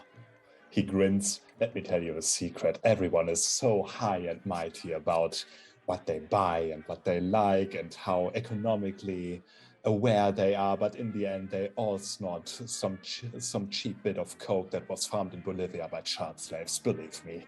He laughs. My God. Also, Rainier doesn't really walk around like he owns the place, but he seems to be happy to be here. You know, just nice to be here. Everyone looks so nice. I feel good. It's a great night. A While really big Rainier smile is- on his face. While Rainier giving that description, I would like to point out that Maxime is, while keeping an eye out for any familiar faces, I also would like to keep my Auspex Sense the Unseen going, which is basically just, this is something that I have passively going, and as the storyteller Krifu, should there be like any kind of supernatural things that I would be able to pick up with it, you can make a secret roll to see if Maxime notices this. So it's basically just, it's a bit of his own kind of paranoia to just be having this sense the unseen going, just in case something is going on here. You never know when there's kindred involved, what kind of kindred might, for example, be hiding about with obfuscate or some other things. Okay, I will hold on to that for a moment. I'm gonna go. And Go for sorry, it. can I just say one thing? Just because, being a scene queen during this whole thing, I know that I have the 2 points of hunger. So during this whole thing, I am looking for a target as well. Okay. Doesn't have to be addressed at the moment, but We could make a hunting roll if you wanted, okay. but then you are leaving the coterie behind for a while. I don't know if the four of you are like sticking together or spreading out. Ranier is not against splitting up, meeting new people, finding out what they Yes. are about. Exactly. Agreed. I think that Megara is also in that kind of headspace. If the coterie is splitting up, Maxime would just like try to at least keep an eye on where everyone is. Like have a rough idea that Adelaide went over in that direction, Megara went over there. But there's no problem in having the coterie splitting up. Yes. Okay. So Maxime is like a kindergarten teacher, basically. Let's start with Adelaide then, as we do a hunting roll. Okay. Go ahead and roll manipulation plus persuasion. Okay. That's 3. And so 2 of them have to be hunger dice, right? Yes. So manipulation is 3 plus persuasion, and I have a specialty in body language. Are you using your body language here? Yeah, well, I'm just saying I don't know what the things really deal with at the moment. I mean, I'm learning. What I usually do it like, it's obviously Prefu's call to make, but what I usually do, like, if you can believably tell how you're using body language and that, then I usually say it's okay. So. Yeah. Well, she's being very sensual. She will flirt with anything that flirts back. So as she's going through, well, anyone, but she is just making her way around, making eye contact, everything like that. So, Okay. and I don't know if any of my disciplines would reflect on this either, but You would have to like activate like maybe your presence or something to boost. But okay, it sounds like you've got a 'cause lot of dice in your hand already. I have 5 in my hand. Okay, could be more. That's not a You whole could, bunch in this you game. could do a lot more if you wanna like put in your awe. From Yeah, I your have presence. awe and I have lingering kiss. So Yeah, so if you want to put your awe on, then that might give you some. Add some your extra. presence. Okay, so the dots you have in presence to this. okay, dice so roll. I have 2 dots in presence as There well. you go. And Okay. add your +2 for being beautiful. Oh Jesus Yes. Christ! Yes, That absolutely. is a lot of dice. Well, Okay, I'm putting my vampire. gay dice in. Mhm. I'm putting my gay dice in because they deserve to be in here. So many. I love it. Ah, what a great sound. All those clicky clacks It makes me together. so happy. Okay, yes, so it's a 6 and up is a Success. success, correct? Exactly. Okay, so both of my blood dice are successes. They're an 8 and a 7. And then I have a 9, I have another 9, I have a 7. Okay, so I have 1, 2, 3, 4, 5 successes. Ooh. That is Beautiful. way more than enough. Out of nice. 10. Beautiful. Ooh. Lovely. Any ones? No ones. Okay. Thank God. I got a 2. Ones It was cancel out close. successes. Yes. So, yes, you are in the scene. Describe to us how you find your mark, your victim, and what the montage of this feeding scene looks like. Oh God. No, she is just in the moment. She is just making her way through the crowd. She knows that all eyes are on her. She is beautiful. Her gown is perfection. She can have anyone she wants on this yacht. And as she goes through, she finds someone, and being so there's one thing is that she cannot feed on junkies. So she's making sure that she does not go for someone who is like on drugs. A Just being client of careful about Rainier. that. Exactly. So she's made her mark, and it is a younger woman who looks like perhaps this might be her first event. Maybe she was invited as a +1 to someone a little bit more important, but she finds her, spots her, and just It's over to you. mm-hmm. Hello there, darling. Miss Villeneuve. Good evening. And what's your name, dear? I am Rebecca. Well, hello, Rebecca. I haven't seen you around here before. Am I so obvious? Like a little lamb. But Excuse me, I burped. she just sort of nods uncomfortably. Come with me. Let me show you around. Oh, thank you. Of course. And she takes her away from the crowds. Okay. How lovely. When you feed on her, you have, I think you have 2 dots in presence. You have 2 dots. So, Yes. do you choose to use the lingering kiss? Okay, tell me what page number that is. I was trying to look it up. 267. I'll read it out loud for our viewers. The kiss of a vampire induces near ecstasy in mortals, but this power leaves other kisses in the dust. Mortals fed upon by the user become addictive to the kiss, obsessing over it and even seeking the vampire out for repeated feeding.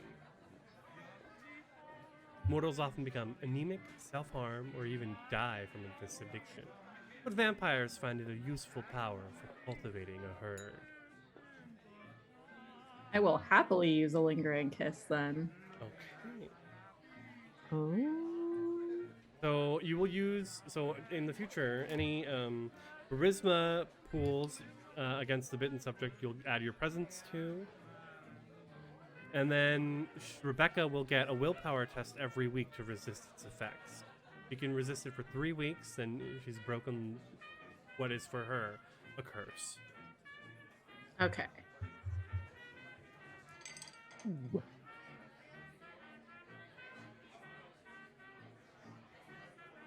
We come out of this back hallway of the yacht. You are familiar with the prince's yacht and what areas you know to find to use for this? Maybe like a bathroom or something. A very nice opulent bathroom, of course. It is a yacht owned by the prince, after all. And Rebecca is like, she's like holding onto your elbow.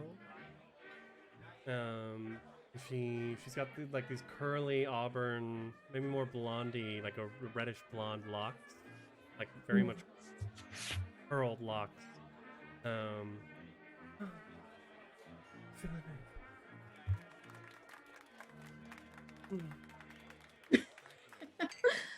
She just gives her a little kiss on the cheek and says, "Good girl, thank you." Just like gets a towel, because of course there are very nice plush towels, individual hand towels there. She just have a good party. Done anything like that with a woman before? Maybe you will again. Just leaves. He like looks at you, watches. As you come out of this hallway and into this interior. Most people are outside. It's a very hot day, but the air conditioning is on. So in there's this lounge where several business type folk are sitting in suits. Everyone's drinking rosé in these like, of course, very much these goblet type things, very shallow goblets. It's everywhere, this pale rosé. And you hear a familiar voice. an annoying familiar Oh God. voice which you or loathe. I'm not gonna tell you how you feel about them, but I know how you feel. Yes. Yes, well, of course, the Côte d'Azur, the Provence, is well known for producing upwards of 160 million bottles of wine per annum. It would be remiss to miss out on investing in the winery now. Your gaze follows this voice to a man sitting on the couch, Alphonse Noyer. What does he look like? He looks like he is in his 50s or so. He has salt and pepper gray hair that is fashionably coiffed. He is wearing the most perfect, like down to the detail suit. And it is in a rather shocking shade of turquoise. But it is made of the richest material that you could possibly imagine. So his perfectly coiffed hair. Yes. Yeah, he looks up and he says, "Ah, Adelaide. Well, fashionably late, I see." And he stands up and rides over to you. How do you do, Alphonse? I've been here the whole time. Ah, really? I have not seen you as of yet. Except he like looks where you came from and sees Rebecca sort of stumbling out. Ha! I see you are quick to move. I see you have not found anyone yourself. Well, A shame. Were I a man to behave in such a manner, people would look at me as, of course, a beautiful woman such as yourself. I hate him. Just really quickly, I hate him. Good. Really quick. That's it. Thank you. Good, because take he's that my as a compliment. enemy. Yeah. I'm not doing my job correctly then if you hate him more than Ranier. Yes, I'm just talking with some of these people about my new Rosé venture. And he grabs a bottle off of the nearby counter, and you can see it's a Noyer Rosé. Oh. He says, you know, the Provence's rosés account for upwards of 30% of the world's total production of rosé. It's quite amazing what we do here in Provence d'Azur. A rosé. I'm not impressed. Give me a good Chardonnay any day. I can see you're a woman of low High taste when it comes to tastes. wines. Anyway, I will leave you to it.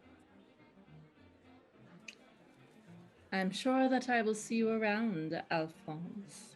I certainly hope so.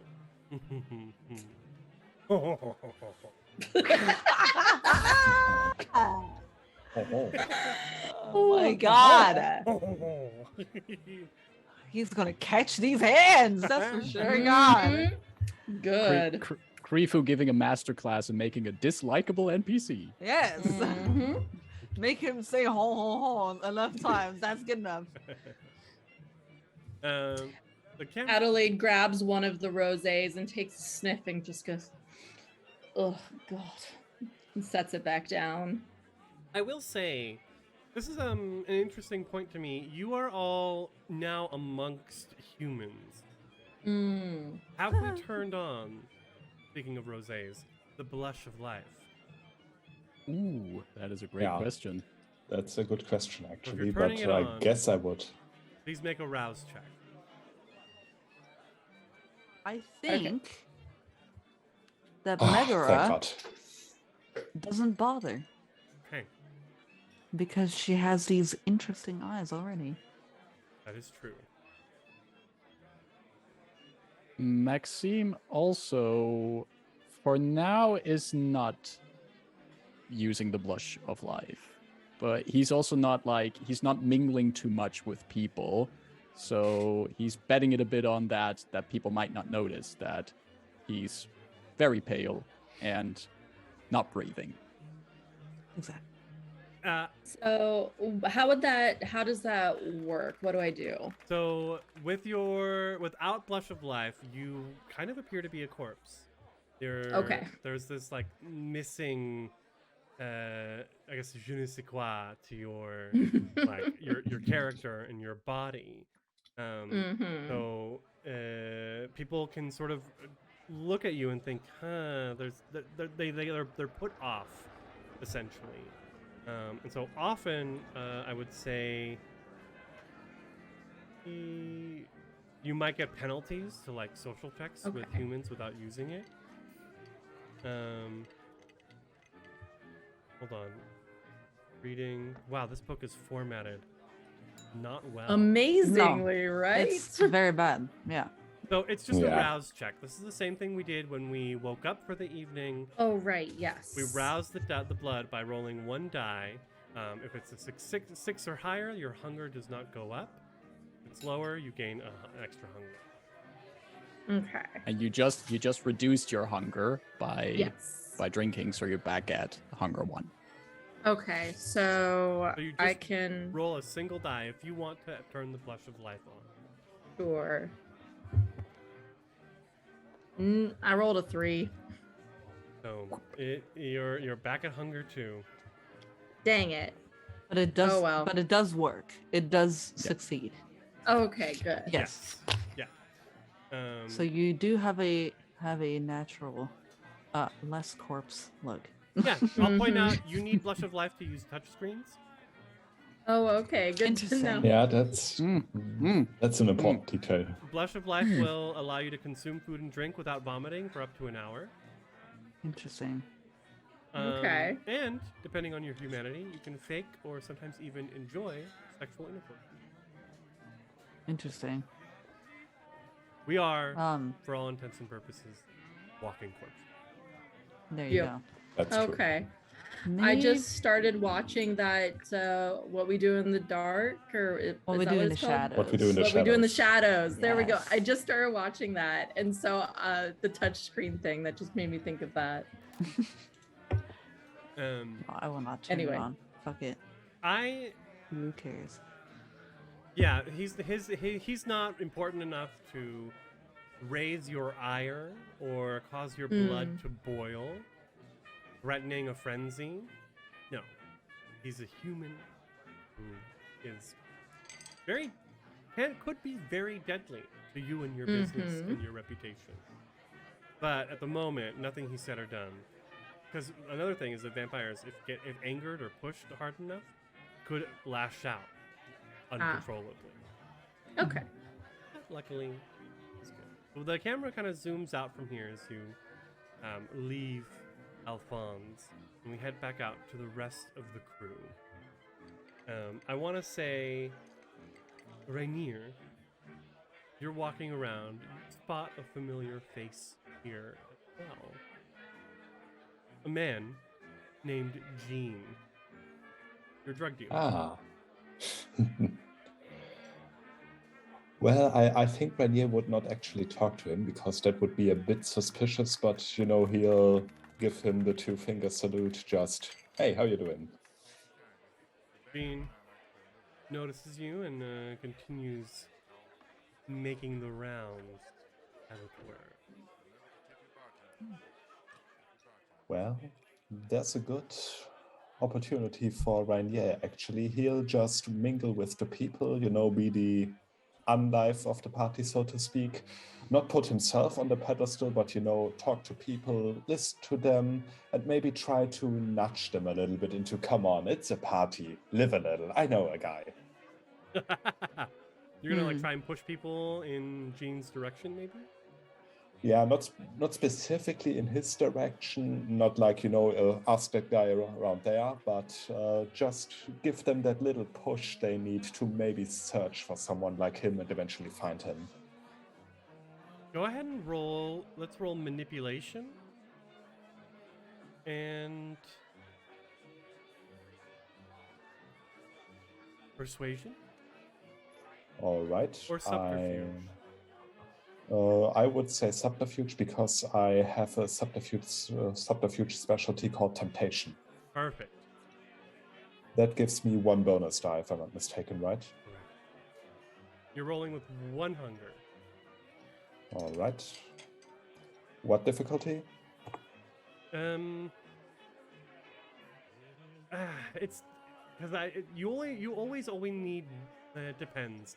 At least 1 difficulty. Standard difficulty is normally 2. 2, really? Yes. Okay, thank you, Ines. Yeah. 2. So funny, Okay, against 6 it is. There we are. Oh, bestial failure. No. That's bad. Is it a failure? Double check. Oh yeah, double check. Because Correct. the 1s counteracted the successes. Uh, 4. No, those are then- 5s. Yeah. Oh, I don't think yeah, this is a and- failure. Thank God. There's There it only is. 1 1. Sometimes it Yeah, says sometimes bestial it's a bit failure weird. Yeah. without doing. I was already getting ready to drink. Yeah, me too. I'm still drinking to it for it. So we got I mean, 4 I out of haven't 6. stopped drinking, so There you go. But yeah, I'm you not know, paying any Ranye attention to talks these to things. people, you know, the usual things he does, like, you know, come on, live a little. You look a little stiff. You could use something. Here, let me get you something. They definitely are responding to you. Yeah, of course. So you see several of them like grab some extra rosé. Two people grab a whole bottle and begin like just chugging straight out of it. Where Rainier goes, people tend to like begin living it up, dancing harder, drinking harder, smoking more, doing other things. And Ranier is just in the middle of it and seems to enjoy it. Doesn't partake in it really, but he seems to enjoy it. So he's having fun. Maxime, how are you spending your time on the boat so far? I'm mostly trying to keep a good eye on where everyone of my coterie currently is. So if possible, I would maybe like have noticed that Adelaide went off with someone and later came back. Rainier was doing his thing of tempting people into living a little bit, as he likes to call it. And wherever Megara is currently having a vantage point or also keeping overwatch on the scene. And I'm mostly trying to also pinpoint whatever other kindred of the city are here. And especially if Corentin shows up, I would make sure that I'm one of the first people to approach them. Let's do a roll for your Sense the Unseen. So I'd like you to roll Wits plus Aspect. Yes, you can make a secret roll Ooh, for you that. make a hidden roll. Yes, you get a hidden roll. Whenever there's something supernatural hiding in plain sight, the storyteller makes a hidden roll of wits plus aspects against the difficulty they choose. And my wits plus aspects is 3 from wits and 1 from aspects. Okay.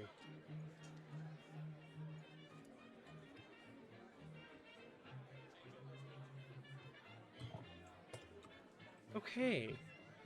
As you are walking along, sort of, people are also kind of avoiding you. But that's not uncommon when you don't have the blush of life on. Exactly. People kind of look at you and like they're not used to seeing walking corpses. They sort of just, lean away, walk around, smile and nod as one does at such affairs. Until you see a familiar face. Dorian, a British man here in Nice, an academic who is one of your contacts. What does Dorian look like?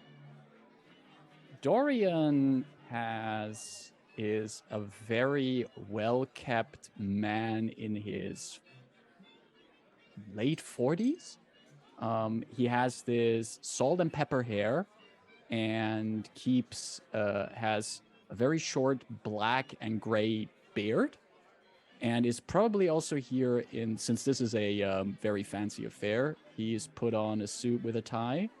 But he always looks a little bit misplaced in a suit. He'd rather dress more casually, but he does wear it well. It does suit him very well to have one of these. So, middle 40s, salt and pepper hair. I would also say like very striking blue eyes. He is in the sort of holding awkwardly like fist on the stem of a rosé glass, just sort of like like kind of sipping it, looking around. And when he sees you, he brightens up. Oh, Maxime, old chap. How are you, my friend? It's so good to see you. And he reaches forward and offers his hand for a shake. Dorian hesitates for a moment to shake the hand, but then out of politeness shakes it. And, Maxime hesitates, not Dorian. I'm getting the names mixed up today. It's that coconut water. That's all Exactly. right. Yep. It's, man. It's strong So- coconut water. Makes you go coconutty. He shakes the hand and looks at Dorian. I did not expect to see you here. This is not the kind of affair I thought you would spend your nights with. Well, you're quite right. Mate. I've got an invitation, actually, to come here. Suggested I could be someone's +1, but I've yet to find my mysterious inviter. A mysterious inviter? You don't happen to have a name? I don't consider myself an expert on everyone present in these kind of places, but I have a few associates who know their way around here. Well, it was just signed,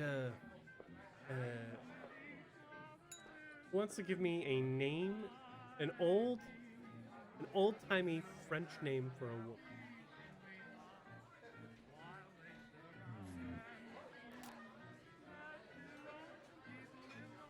Anyone?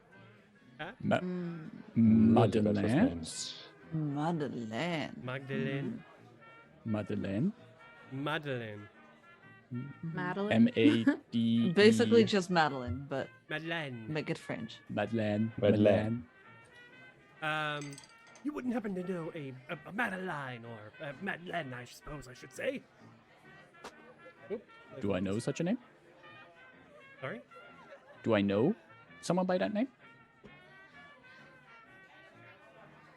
Roll, politics, and wits. Politics and wits. It's not politics. Where's my politics? Okay. And wits and difficulty of 2? At least. At least. I'm gonna say 3. Ooh, well, then this is not looking good. That's 1 success. 1. Yes. You've not heard, obviously, heard the name before. There's no one in the sort of academic world or the upper crust world that you are particularly familiar with in Madeline, nor who would invite Dorian to such an affair. Interesting. How familiar are you with the rest of the kindred of the Côte? I would say, considering Maxime's background, like he was educated by Clan Tremere, who like really put emphasis on things like hierarchy and knowing the structures and the power structures. So I think he would at least know the important people, like the princes, the primogen, the if there is a sheriff and stuff like that. So basically the top names. Right. As far as like primogens go, because I haven't thought about primogens, but I imagine that the primogens all live in various cities along the Côte d'Azur. Nice itself is not terribly big enough to be able to support 8 different 8 different primogens, let alone more than like 5 or 6 vampires. Makes sense. There are a lot of tourists, of course, that come through, but like as far as like Camarilla goes and domain, which is very important to the Camarilla, allowing certain vampires to hunt and manage their own territories. A lot of the primogens sort of live outside of Nice or in the Provence. Gotcha. But in this case, Madeleine is not a name that you recognize in either human nor kindred. So he says, you wouldn't happen to know, would you? I'm afraid not. But if you've received an invitation, there must be a good reason for it. Maybe they are interested in one of your academic topics? Anything that you've recently published? I know I do enjoy your works. What is Dorian's primary field of study? He's in literature. He does research also on medieval literature and has some really old books in his collection.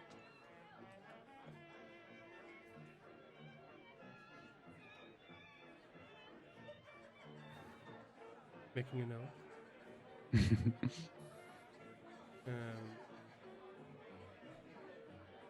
Well, I've been here for over an hour, and Miss Madeleine has yet to introduce herself to me. I must say, if she is a fan, I would hope a little bit more polite than she has been so far.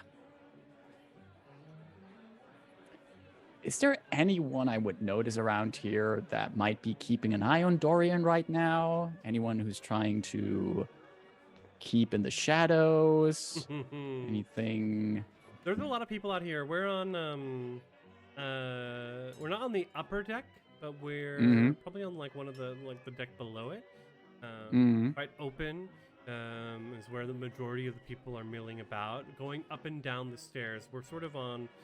In front of the stairs, so he's like on the edge, sort of looking out at the city of Nice from here.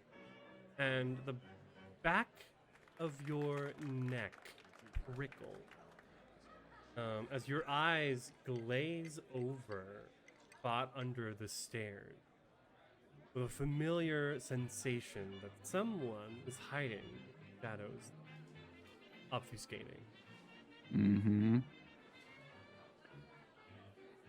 Dorian, if you're already waiting so long, and maybe you will have to wait a little bit longer, maybe you should head over to the bar and get yourself another drink. And if you do, would you be so kind to fetch one for me as well? What can I get for you? Yep. I hear that Chardonnays are very popular. Right, quite right. This rosé crap isn't doing much for me anymore. I need to switch to a good bourbon. Never use rosé. Never let anyone tell you should drink rosé. I'm trying to fit in. I don't quite feel right amongst all of these. He looks around. Down on this level, it's a lot of young people. There are definitely older people on board, of course, but here, like,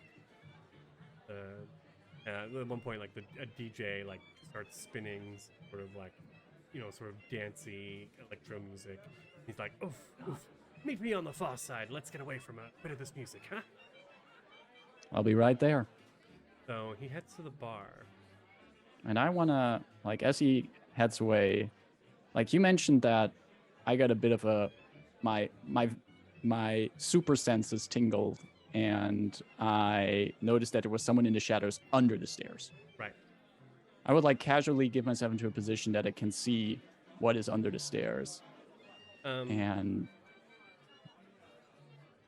as you kind of like move over, it's hard for you to, like, your eyes kind of glaze over. But as you start looking, almost as if like coming into focus, is a young looking woman with quite tanned skin, short black hair cut into a bob. She's wearing a a dress that maybe like comes down to below her knees, and like sleeves all the way down to the fingers, and like patch right here, black, black on black on black. And as you sort of look at her and like catch her eye, she goes, "Oh, pardonnez-moi." No apologies necessary. Was that conversation interesting? Oh, well, me, I did not mean. I had been watching the time you came upon, and it was the first time. Do you know Monsieur Dorian? What is it to you? I am his Siri inviter, Madeleine, and she curtsies.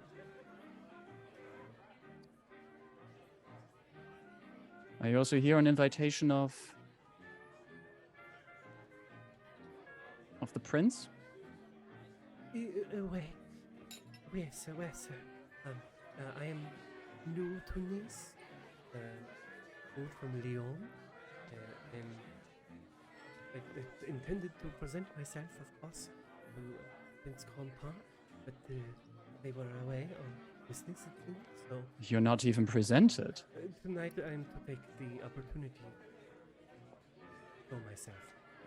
And you think that hiding in the shadows underneath stairs makes a good first impression in a domain you wander into? Well, as far as I know, the prince is not here yet, and well, I wanted to watch Dorian. Here's a free lesson. Even if the prince is not somewhere, there might be curious eyes somewhere. And you cannot hide from everything, Madeleine. Eyes were exactly what I was trying to avoid. And your only companion here tonight is a mortal? Not companion.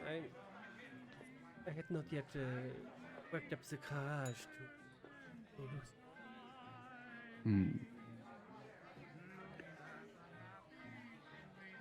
Get out from under these stairs here. Nods and that. So, make good use of the time before official business comes up. And if you get tired of the buzz here, look for me. Can you roll? We're gonna call this charisma. Hold on, opening your character. We're gonna call this charisma and leadership. Ooh. I am not very bad at those. Yes. Charisma. Let's go. 2 successes. That is 2 successes, yes. But bestial failure? Yeah, it's the thing that Inez also mentioned. The roll 20 thing on is the hunger die. yeah. Okay, The moment it detects the 1 on the hunger dice, it tells you, oh, this is a bestial failure, but it isn't. Wait, so is it not? Do 1s cancel out successes in V5? No. I No. was thinking of D20. Okay. Yeah, exactly. In V5, they don't do that anymore. Okay, so 2 successes. She curtsies. Wait. When the prince arrives, I will look. Till then, perhaps may I introduce me? Dorian. Maxime actually is taken a bit aback by that request, like considering that in the etiquette of the Kindred, of the Camarilla, he would consider it quite a bit of not just an honor of introducing someone, but he has the feeling that there comes also a bit of duty with that to introduce someone. So he's taken aback by that request, thinks it over for a moment, his eyes darting around, and then he says, sure. Maxime is my name. Maxime Toussaint. Hello. Thank you. And she's asking you Enjoy to your introduce stay her here. to Dorian, not the prince. Oh, ha! Let me clarify. Maxime misunderstood that. But he then like helps her out of the shadows from underneath the stairs, and he would wander over with her over to Dorian, wherever he currently is arranging drinks. We zoom away and like kind of like around the ship. Megara. I just want to say Maxine is so charming. What a charming man. Megara has been where we entered, which is probably the lower deck. I think that she has been stationed there in one of the corners, maybe looking around. Because she's so tall, she probably looks over the crowd. And she's been kind of looking for maybe her pack, if there are any members of them there,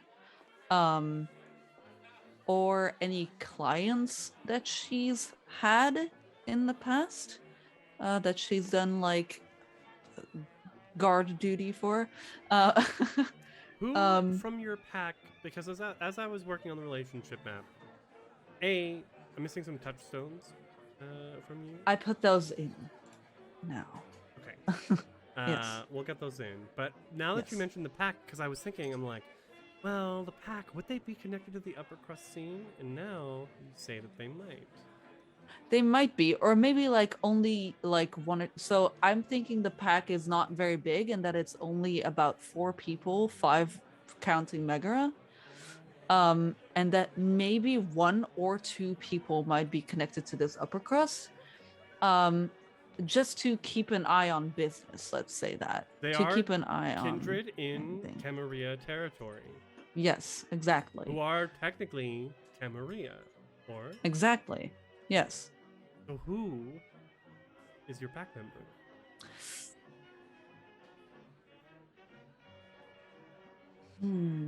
Anyone else can throw out a name if you want to. Inez, if you don't mind, if someone else wants to come up with one of your pack No, members. please. I would love to. There's 4 of them. You can you can think of anything. Lucy. Lucille. Yeah. Okay. Mm-hmm. And Lucille is then a Lucy or a- Lucille? Lucille. Lucille. Lucille. Mm-hmm. Let's and go with Raphael as well. We have some, Raphael. just to They're- have some names. They're always together, Lucille and Raphael. Yes. And then I was thinking for the other pack members, one is called Justin.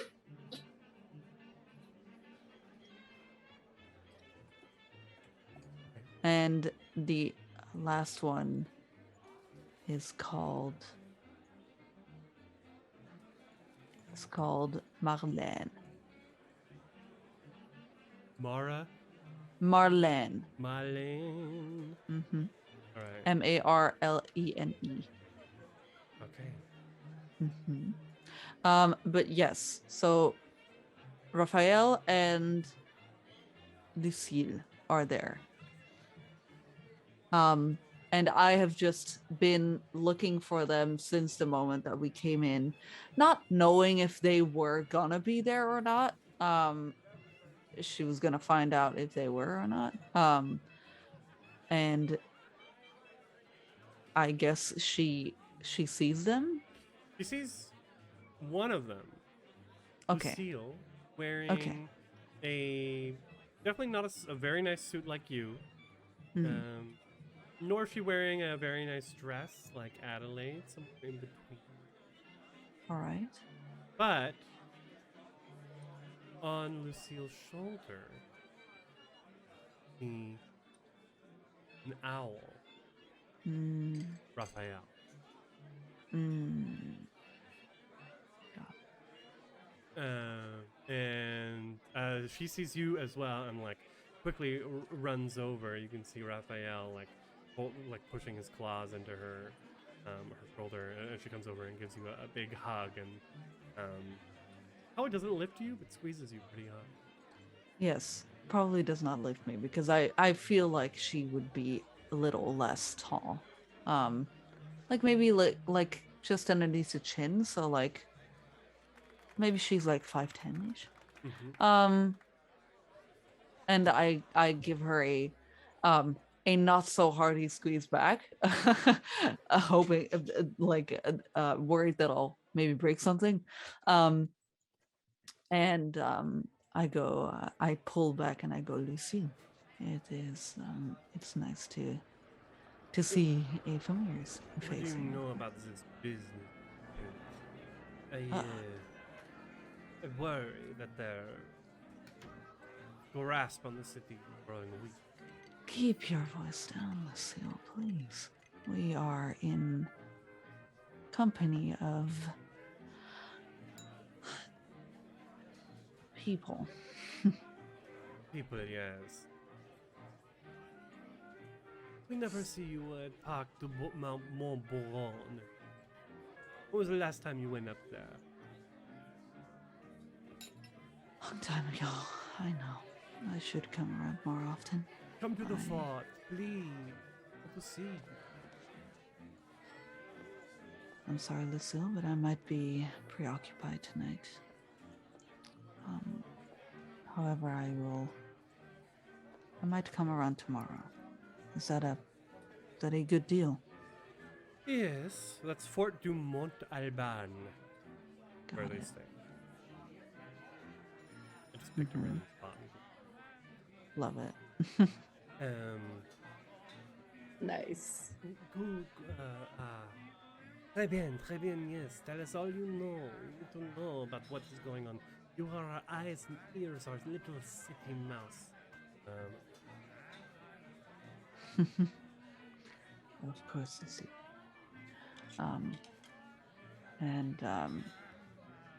She kind of looks around and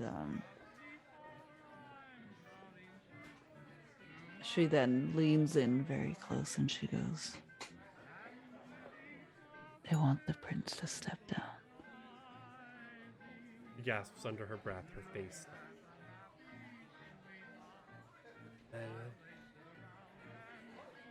Very.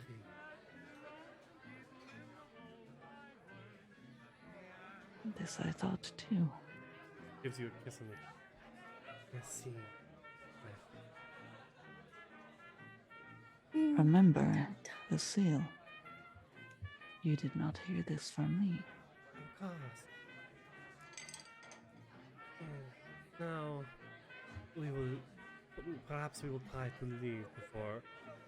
Shit. She looks over and she can see, walking onto the ship is Prince Corin, a dark-skinned, slender person, wearing a white, long jumpsuit. So pants that like mix up into sort of like a tank top, but it's all one piece. That makes sense. Mm-hmm. Yeah. Does, yeah. With a long white jacket with these, just long white like leather jacket, maybe pleather. 2022. There you go. Yeah. And these like white pleather pumps. They're bald, with like long dangly earrings. Surrounded by like they've got two men in the back with just like in black suits, very similar to what Megara has, but less fashionable. They're not tailored as well. That's what it is.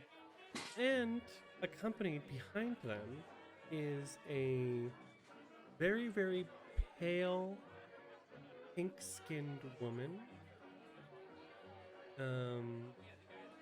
Very long eyelashes. She's wearing a silver beaded flapper dress.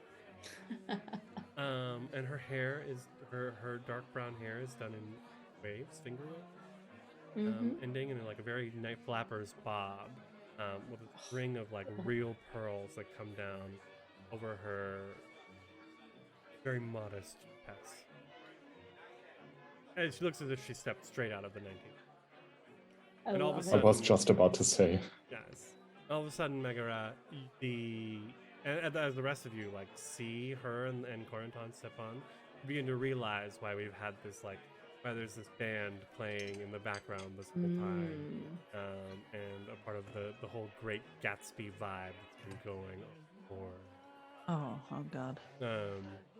It may be because of this woman who has a full flush. She and Corentin both have a full flush of life going on. But the fact that she's walking with them immediately tells you the vampire. As you walk, Corentin walks through the entire ship saying hello, hello, kissing, bisou, bisou, and walking inside to the master suite on one of the lower levels of the boat, where you are expected to meet and hold court. Is it the best court you've ever been to? No, it's a fucking bedroom on a yacht. But this isn't Paris. No. There you go. This isn't. Well, Berlin's out of the question. Fall into the anarchs. London. What if there are any kindred left there? They're completely off the grid, as the Second Inquisition has taken them all out. As for America, let them Yanks do as they. It's America. Exactly. No, And we don't even want to talk about Australia. That place doesn't exist. no. Australia is weird. As you all kind of go into the bedroom, it is quite ornately. It's not the marble of your apartment building, but there's lots of gold everywhere. I want to say like white faux fur hanging off of chairs. Lots of white. And as you enter in, Corentin is like seated on the edge of the large master, the queen bed in the master bedroom, legs crossed, arms back behind them, kind of looking at all of you. In a nearby chair lounges this flapper woman, and the two bodyguard men like open the doors as each of you like knock to be let in. It is very overt, the whole thing, which is as the Chem wants it these nights. No, and these are proclamations coming straight out of Paris. No more holding court in museums after hours. No more big mansions and balls thrown with blood dolls offering themselves as you walk by. In 2022, unlife is dangerous. And it is best, if you want to be a part of the Camarilla and the 1%, you have to be discreet. Discretion is the word. Bienvenue, Corentin says. The last of you gathered. The four of you, plus Madeleine, Lucille, and Raphael, are all here. The last three are sort of in the background.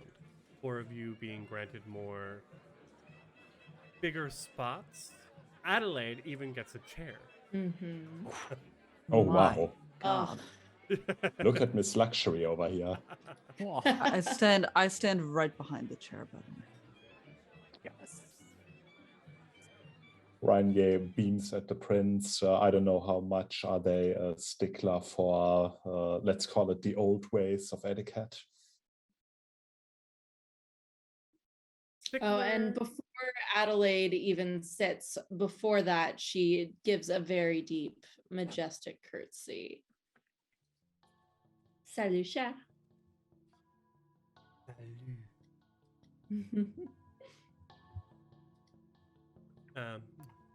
You're the only one that gets Yeah. gets Ugh. a piece. Yeah. Bon retour. be back in Monaco stinks of the nouveau riche. But it was very important. His eyes sort of like look over at the woman in the silver flapper dress. Yes, you know that as of late in Nita, times have been, let's say, tight. Wallets have been tight. Blood has been tight. But it is all important that we maintain the cause. We follow the proclamation of the Ivory Tower. Do our best to uphold the Masquerade as much as possible. If I did not trust that every one of you were committed to this, you would not be sitting here in this room as of now. So, sorry, Rainier, you were asking a question about Stickler of the Old Ways? Yeah, exactly. What do you do what you do, and then we'll see how Corndon responds, because we know how they feel about you. When the doors are closed and Rainier is certain that no one from outside looks in, he actually observes the old etiquette and goes on one knee, on his right knee, and, slightly bows his head until she tells him he can stand back up. He does that with a beaming smile, like it's an honor to do that. Please get off the ground already. Of course, my prince. Thank you very much. As they're like seated on the bed. I mean, it's such an informal, it's very intimate space also, like a bedroom of all places. But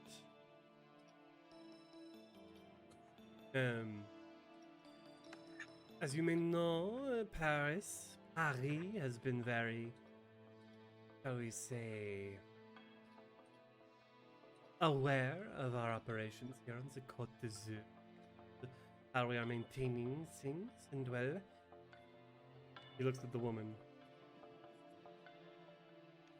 I would like to introduce our newest addition to the little famille. Famille? Roz. Oh, Roz, okay. The pale woman stands up. Hello, I'm Roz. Wonderful to meet you all. Yes, I am moving now to Nice as we speak. My manor in on the hill. There, she points at Montboron, which is where the prince also has a manor. It's like probably the richest part of Nice, like sort of mountain on cape. Gotcha. Also happens to be the park, because it's like a wooded, mountainous region where the pack lives, but they're in the richer part. As we speak, my manor is being set up for me. I'm quite excited to be living here. I've been in Rome for the past, and while I just adore the Côte, big fan of the Mediterranean, I certainly hope we will all get along. Yes, oui, says Corentin. I do hope you will all get along, for Roz will be acting here as Nice's newest harpy. As they say that, their face kind of like a momentary fuck. Rainier's grin gets just a tad wider. Just a little bit. I open the floor to questions or just general comments. Maxime steps forward My prince, I am glad to see you returned to our domain. Yet I wonder, what need is there for a harpy from outside of our domain?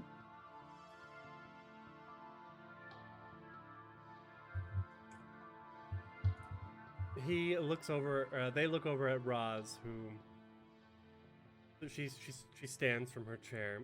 Well, Paris has requested that there be someone a little more official on the Côte to oversee things. I'm sure, of course, things run so smoothly here. Such a beautiful city, but just a little official presence never hurt anyone. Corentin not say anything. Ranier wants to look at Corentin very, very closely and analyze, basically check her body language. Okay. Go ahead and roll, what is it, insight? Yeah, I'd say would tap the secret vein count here, because I get +2 die to insight check related to finding if someone is keeping a secret. Yes, because you are getting a -1 wits from being high. Yeah, that's fair. So that cancels each other out, basically, or rather, I get just +1. So yeah, insight and wits plus +1. All right, wits. 3 successes. Difficult. Oh. That No, it's not a works. messy crit. Yeah, but I succeed, I think. 3 successes. 3 successes. Yes. Weird. Okay, roll 20. Get your shit together. Yeah. It always does this. Even in my other campaigns, it's very annoying. But 3 successes, just barely. You can tell Corentin is not happy about this. There is, you know for a fact that the fact that Corentin, okay, I'll tell you this, Rainier. The fact that Corentin has come back from Monaco with a babysitter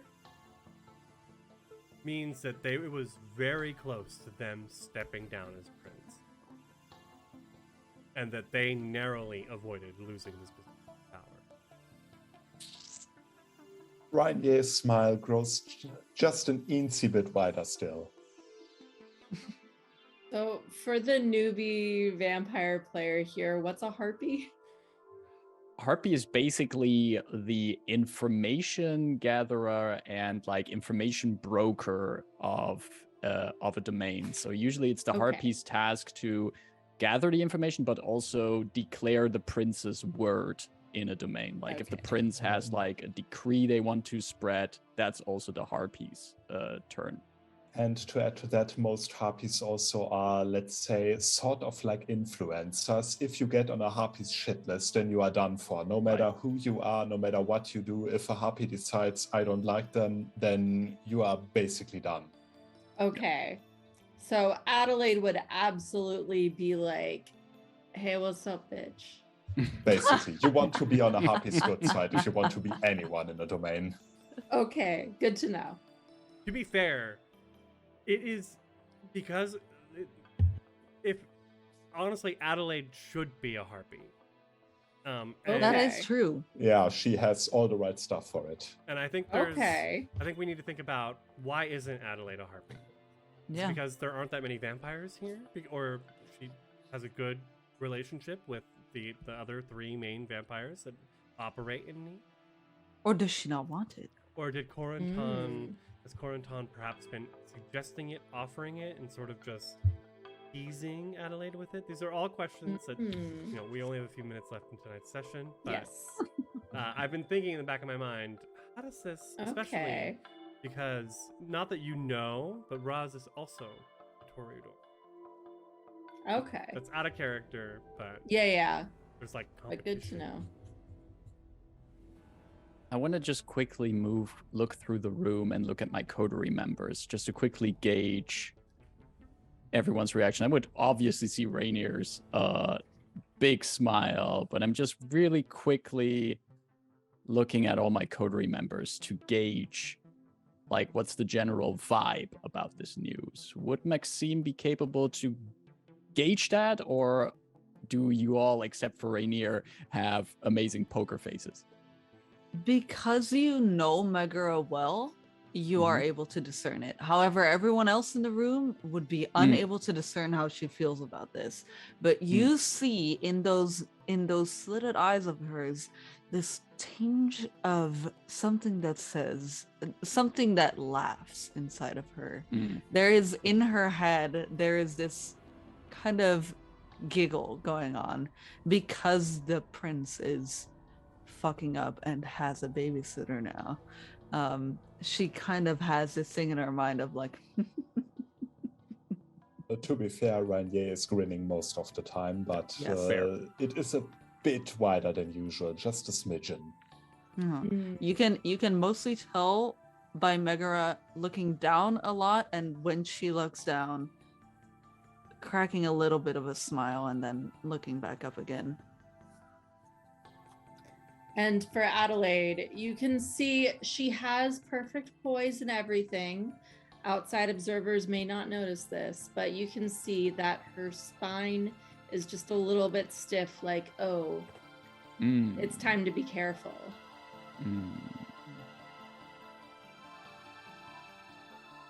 And what do the rest of you see in Maxime's face?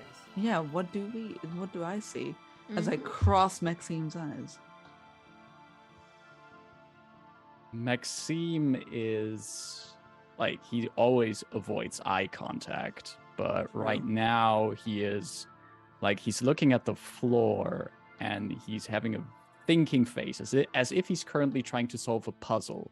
Because I would say Maxime is kind of aware about the attitudes within the coterie towards the prince, and he would be capable of knowing, like, okay, to Megara, for example, this would be good news, what's happening. Adelaide would be a bit torn on it. So he's already puzzling, like, how can we figure this out as a coterie to put this to our best advantage while also satisfying everyone in the coterie. And this is the kind of puzzle that is leaving him at a loss for now. So he's looking at the ground, and you can see that he's pondering, his pondering face. But at a certain point, he just looks up at the prince, at Roz. A clear explanation for this occurrence. Welcome to our domain. I do think we have another new face that should be introduced. And he looks over to Madeline. Who,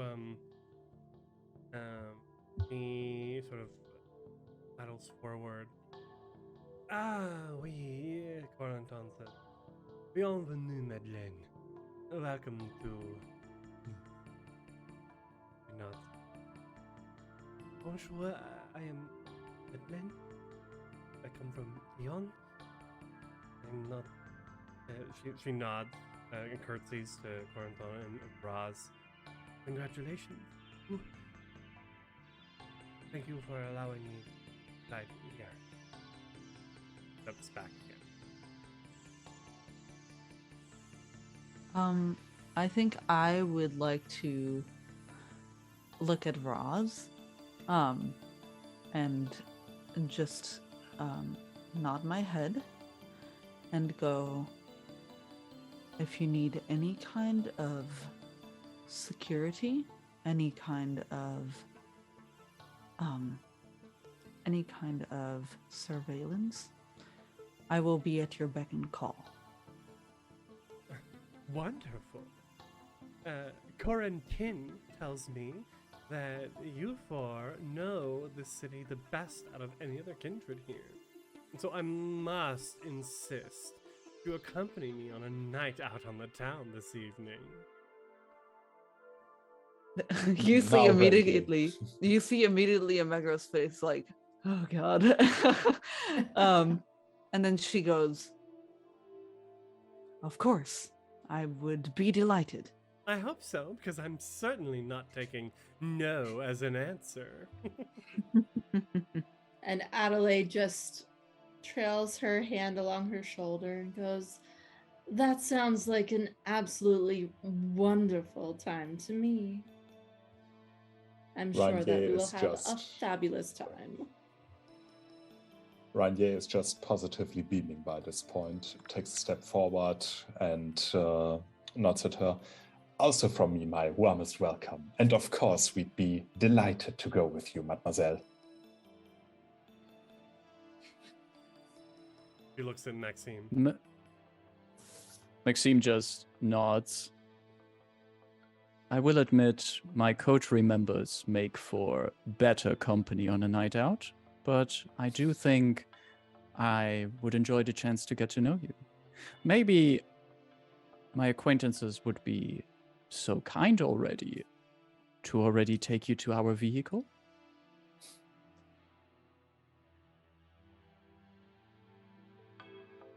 I will advise, will say Megara is not just a great security worker, but also an excellent chauffeur. That's true. You're Ranier trying shakes to his get head a them to go little ahead, bit. and so you stay behind for a minute? If possible, I would like to try to get them towards the limo just a little bit ahead. So they're Got out it. of the room, so that Roz is out of the room.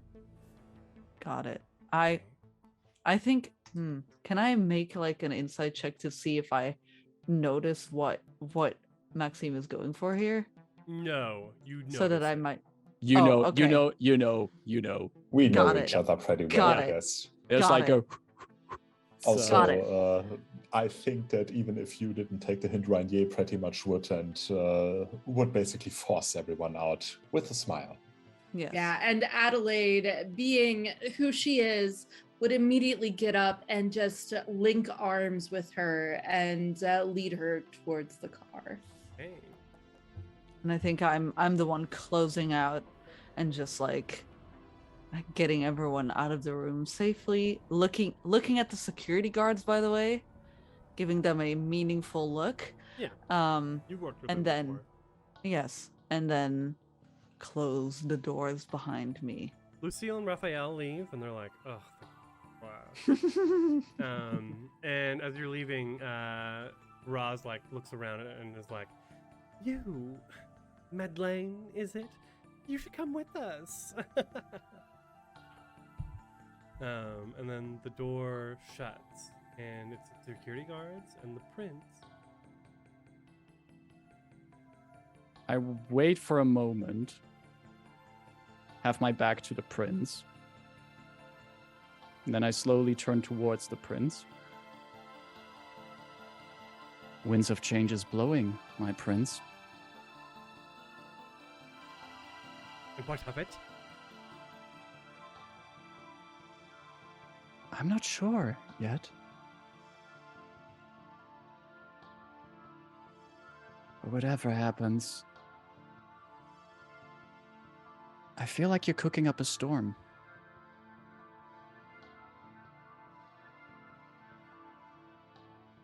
What are you getting at me?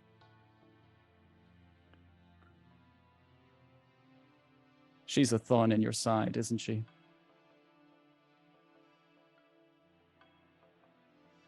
She's not there to help me. You know She that isn't. for a fact. She isn't. Not at all.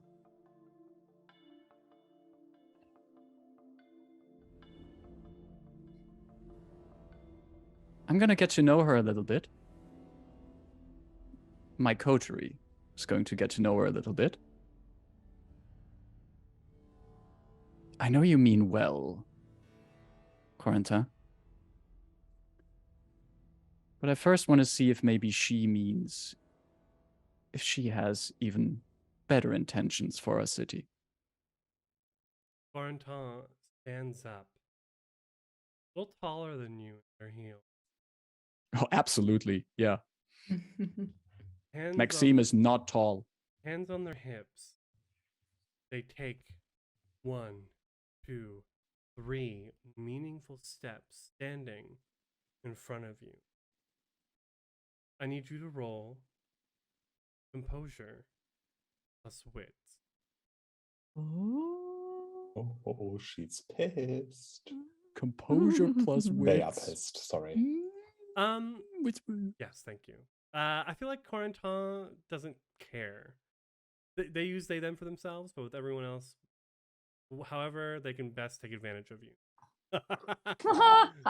1, 2, 3, I love 4 it. successes on composure and wits. Oh. Holy moly. That is a lot.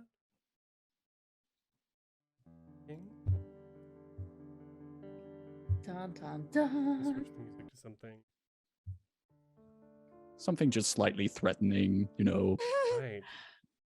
Something like, There we go. lacrimosa, 4 successes. Okay, I'm rolling charisma plus presence. Mm. Now you've done it. So that's how it feels to be on that side of a discipline use. Yes. Mhm. So here comes out the 11 dice. I Just have a look at laptop him and he who's just not shrivels up. Not that many. Corentin's not Oh. too much older than you. Definitely a little Okay. Still. And still, you could have a lot of dice. 5 successes. Ooh. Ooh. Rest in peace. Yikes. Yikes. As Yikes indeed. they walk up to you, you feel their unnatural allure focusing directly on, like a laser pinpointing into your eyes. And I hope this is okay. Your eyes, for the first time tonight, you look Corentin, someone else, directly in you. There's okay? that is okay. And for Maxime having like this fixation on eyes, he was so confident when he started this, but the moment the eyes lock, you can almost see like his back bend a little bit, as if looking someone directly in the eyes like that is physically heavy for him. And I'm assuming he's forced to look in the eyes. This entrancement will only last for the next 2 hours. FYI. But you are entranced. Maxine. And they like put a big ringed hand like along your cheek. You know that I have only the best intentions for you in the city. You must do whatever you can to learn what you can about her and help me stay in control. Otherwise, I don't know if Clan Tamir will have much of a place in Eastern London. We wouldn't want to see that.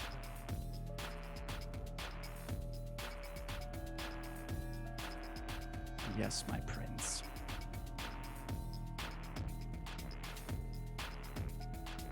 Can I walk away?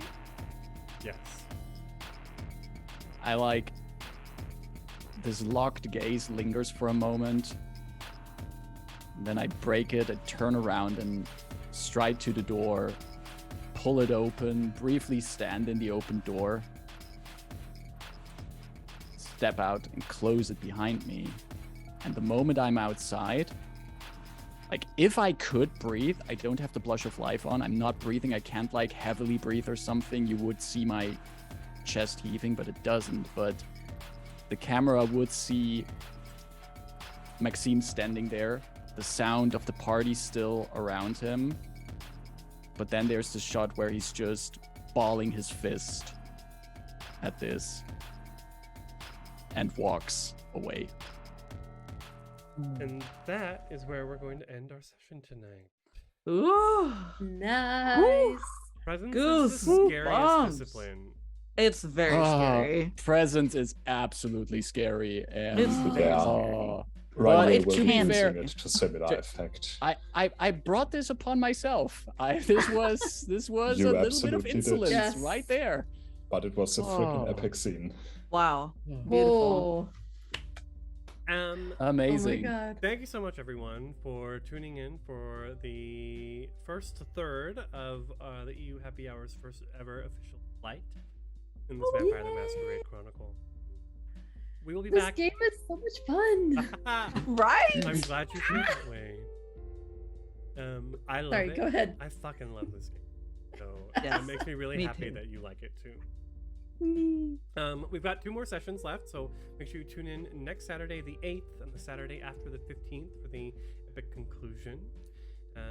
And yes, of course, you can't. It's not just Saturdays that you can find us doing stuff on stream. Let's go to our illustrious cast to find out more about where you can find them. Of course, Twitter handles are up above, so give us a follow on Twitter to see what we're up to. And we'll start with Marcus. Yeah, hi. I'm Marcus, the individual, and while I'm not being presenced by the prince in a Vampire the Masquerade game, I do run games on Horde of Tales, where we have a weekly game on Tuesday. We play D&D 5th edition in Eberron, and we're running the Adventures of the Convergence Manifesto. I'm the DM on there, and I have 4 fantastic players with me there every week, who go on insane adventures in the world of Eberron. We've had fights on lightning rails. They keep jumping off of things, and they're an amazing party to watch and see how they collect planar artifacts. So if that's your kind of thing, very pulpy action adventure in Eberron, you should check out Horde of Tales. You can find us on twitch.tv/Horde of Tales. We're there every Tuesday, and we also have some other games there as well. So if you want to check those out, you can get to our Twitter at Horde_of_Tales. And we actually will have on Thursday a game starting there on Horde of Tales where Inez is also in. So if you Nice. want to see more of Inez, she will also be there on Horde of Tales. That's it. That's it for me. Thank you very much for having me on this. And yeah, that's it. Inez. Hi, it's me, your friend. Now I'm your friend Inez. Exactly. Now, at this point, now that we've been through all this, Yes. now I am your friend Inez. I had such a nice time doing this. I love playing vampire. I love playing a big buff vampire who's very sexy and illustrious. Heck yeah. Yes. Let's see. You can find me everywhere on the username above. Twitter and TikTok are the most active. And Twitter is the best place to go to if you want to see the 4 different shows that I'm going to be in and when they air. So yes, as Marcus mentioned before, Monday I will be playing in a what is it called? A 12 game? It's a demonic based campaign where I play as a really cool demon called Kogmun. And she is a void demon who's very mysterious, all that stuff, and she latched onto a witch, and we're gonna see how it turns out. Yeah. Let's see. That I game play more actually is on Thursday, not on Monday. Thursday. True. Because Monday I'm here on this channel. I'm here on this channel for Space Flicks and Kill, where I'm going to be playing Starfinder for the first time ever, which I haven't played before. And I'm going to be playing a really cool Dragon Star Knight person, which is really, really cool. More Vampire on Thursdays every 2 weeks. So not next week, but the week after on Thursday, I will have another Vampire the Masquerade game where I'm playing my favorite vampire called Letitia Dauphine, who's a Toreador and very sexy and sword wielding, and she wears a suit as well. And just if you want to see me in a suit, just be here on Thursdays. I think that's everything. I hope. Yeah, and let's see. Thank you so much for watching. I love you so much. and hydrate and take your meds. I love you. Awesome. Henrik. Yeah, I'm the Weaver of Worlds, the Weltenweber. First of all, thank you very much for watching. Thank you for having me, of course, and thank you for being a GM.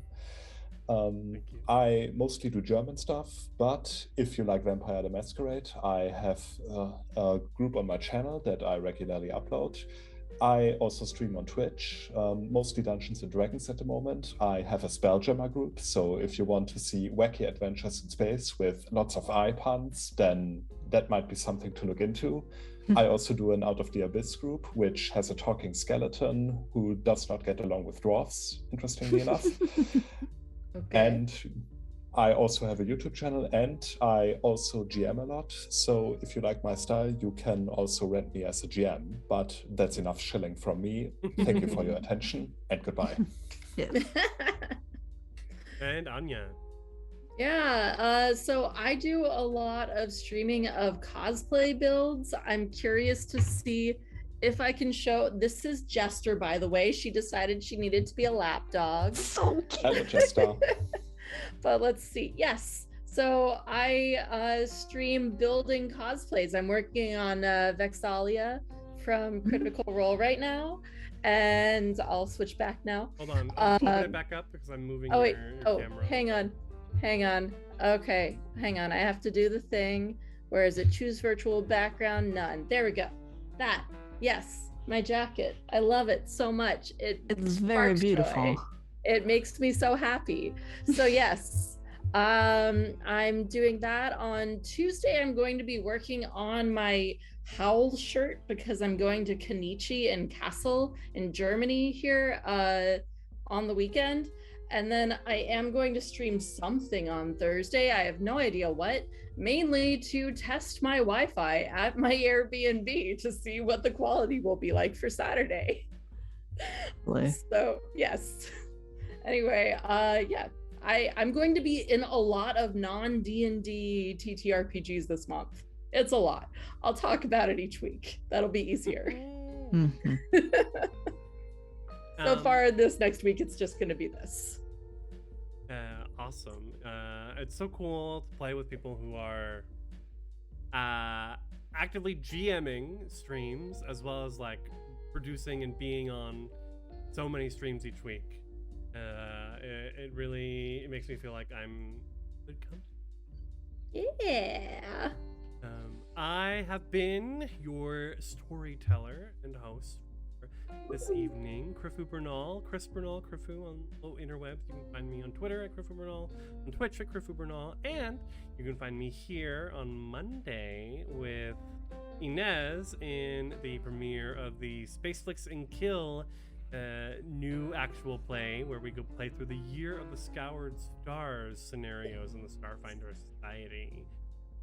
The best and brightest of the newest class of Starfinders have graduated and have been selected by the first Seeker herself to represent the Starfinder Society and to help her find out what happened to the rest of the society during the Scoured Stars incident.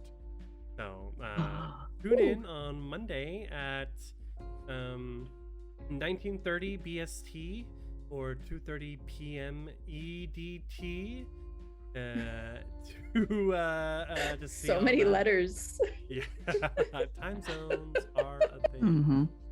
Yep. In the meantime, we are going to raid. It looks like there's a group called Spellbinding Games, a group of women who are playing Vampire the Masquerade. Oh, awesome! Awesome. So since you're done watching Vampire the Masquerade here, let's go to the next game of Vampire the Masquerade. Exactly. Yeah. Please say hello. Be good viewers and guests as Manapot representative. And make sure you tune in absolutely next Saturday for the second episode of our Vampire the Masquerade Chronicle. Have a great night, Good everyone. night. Night.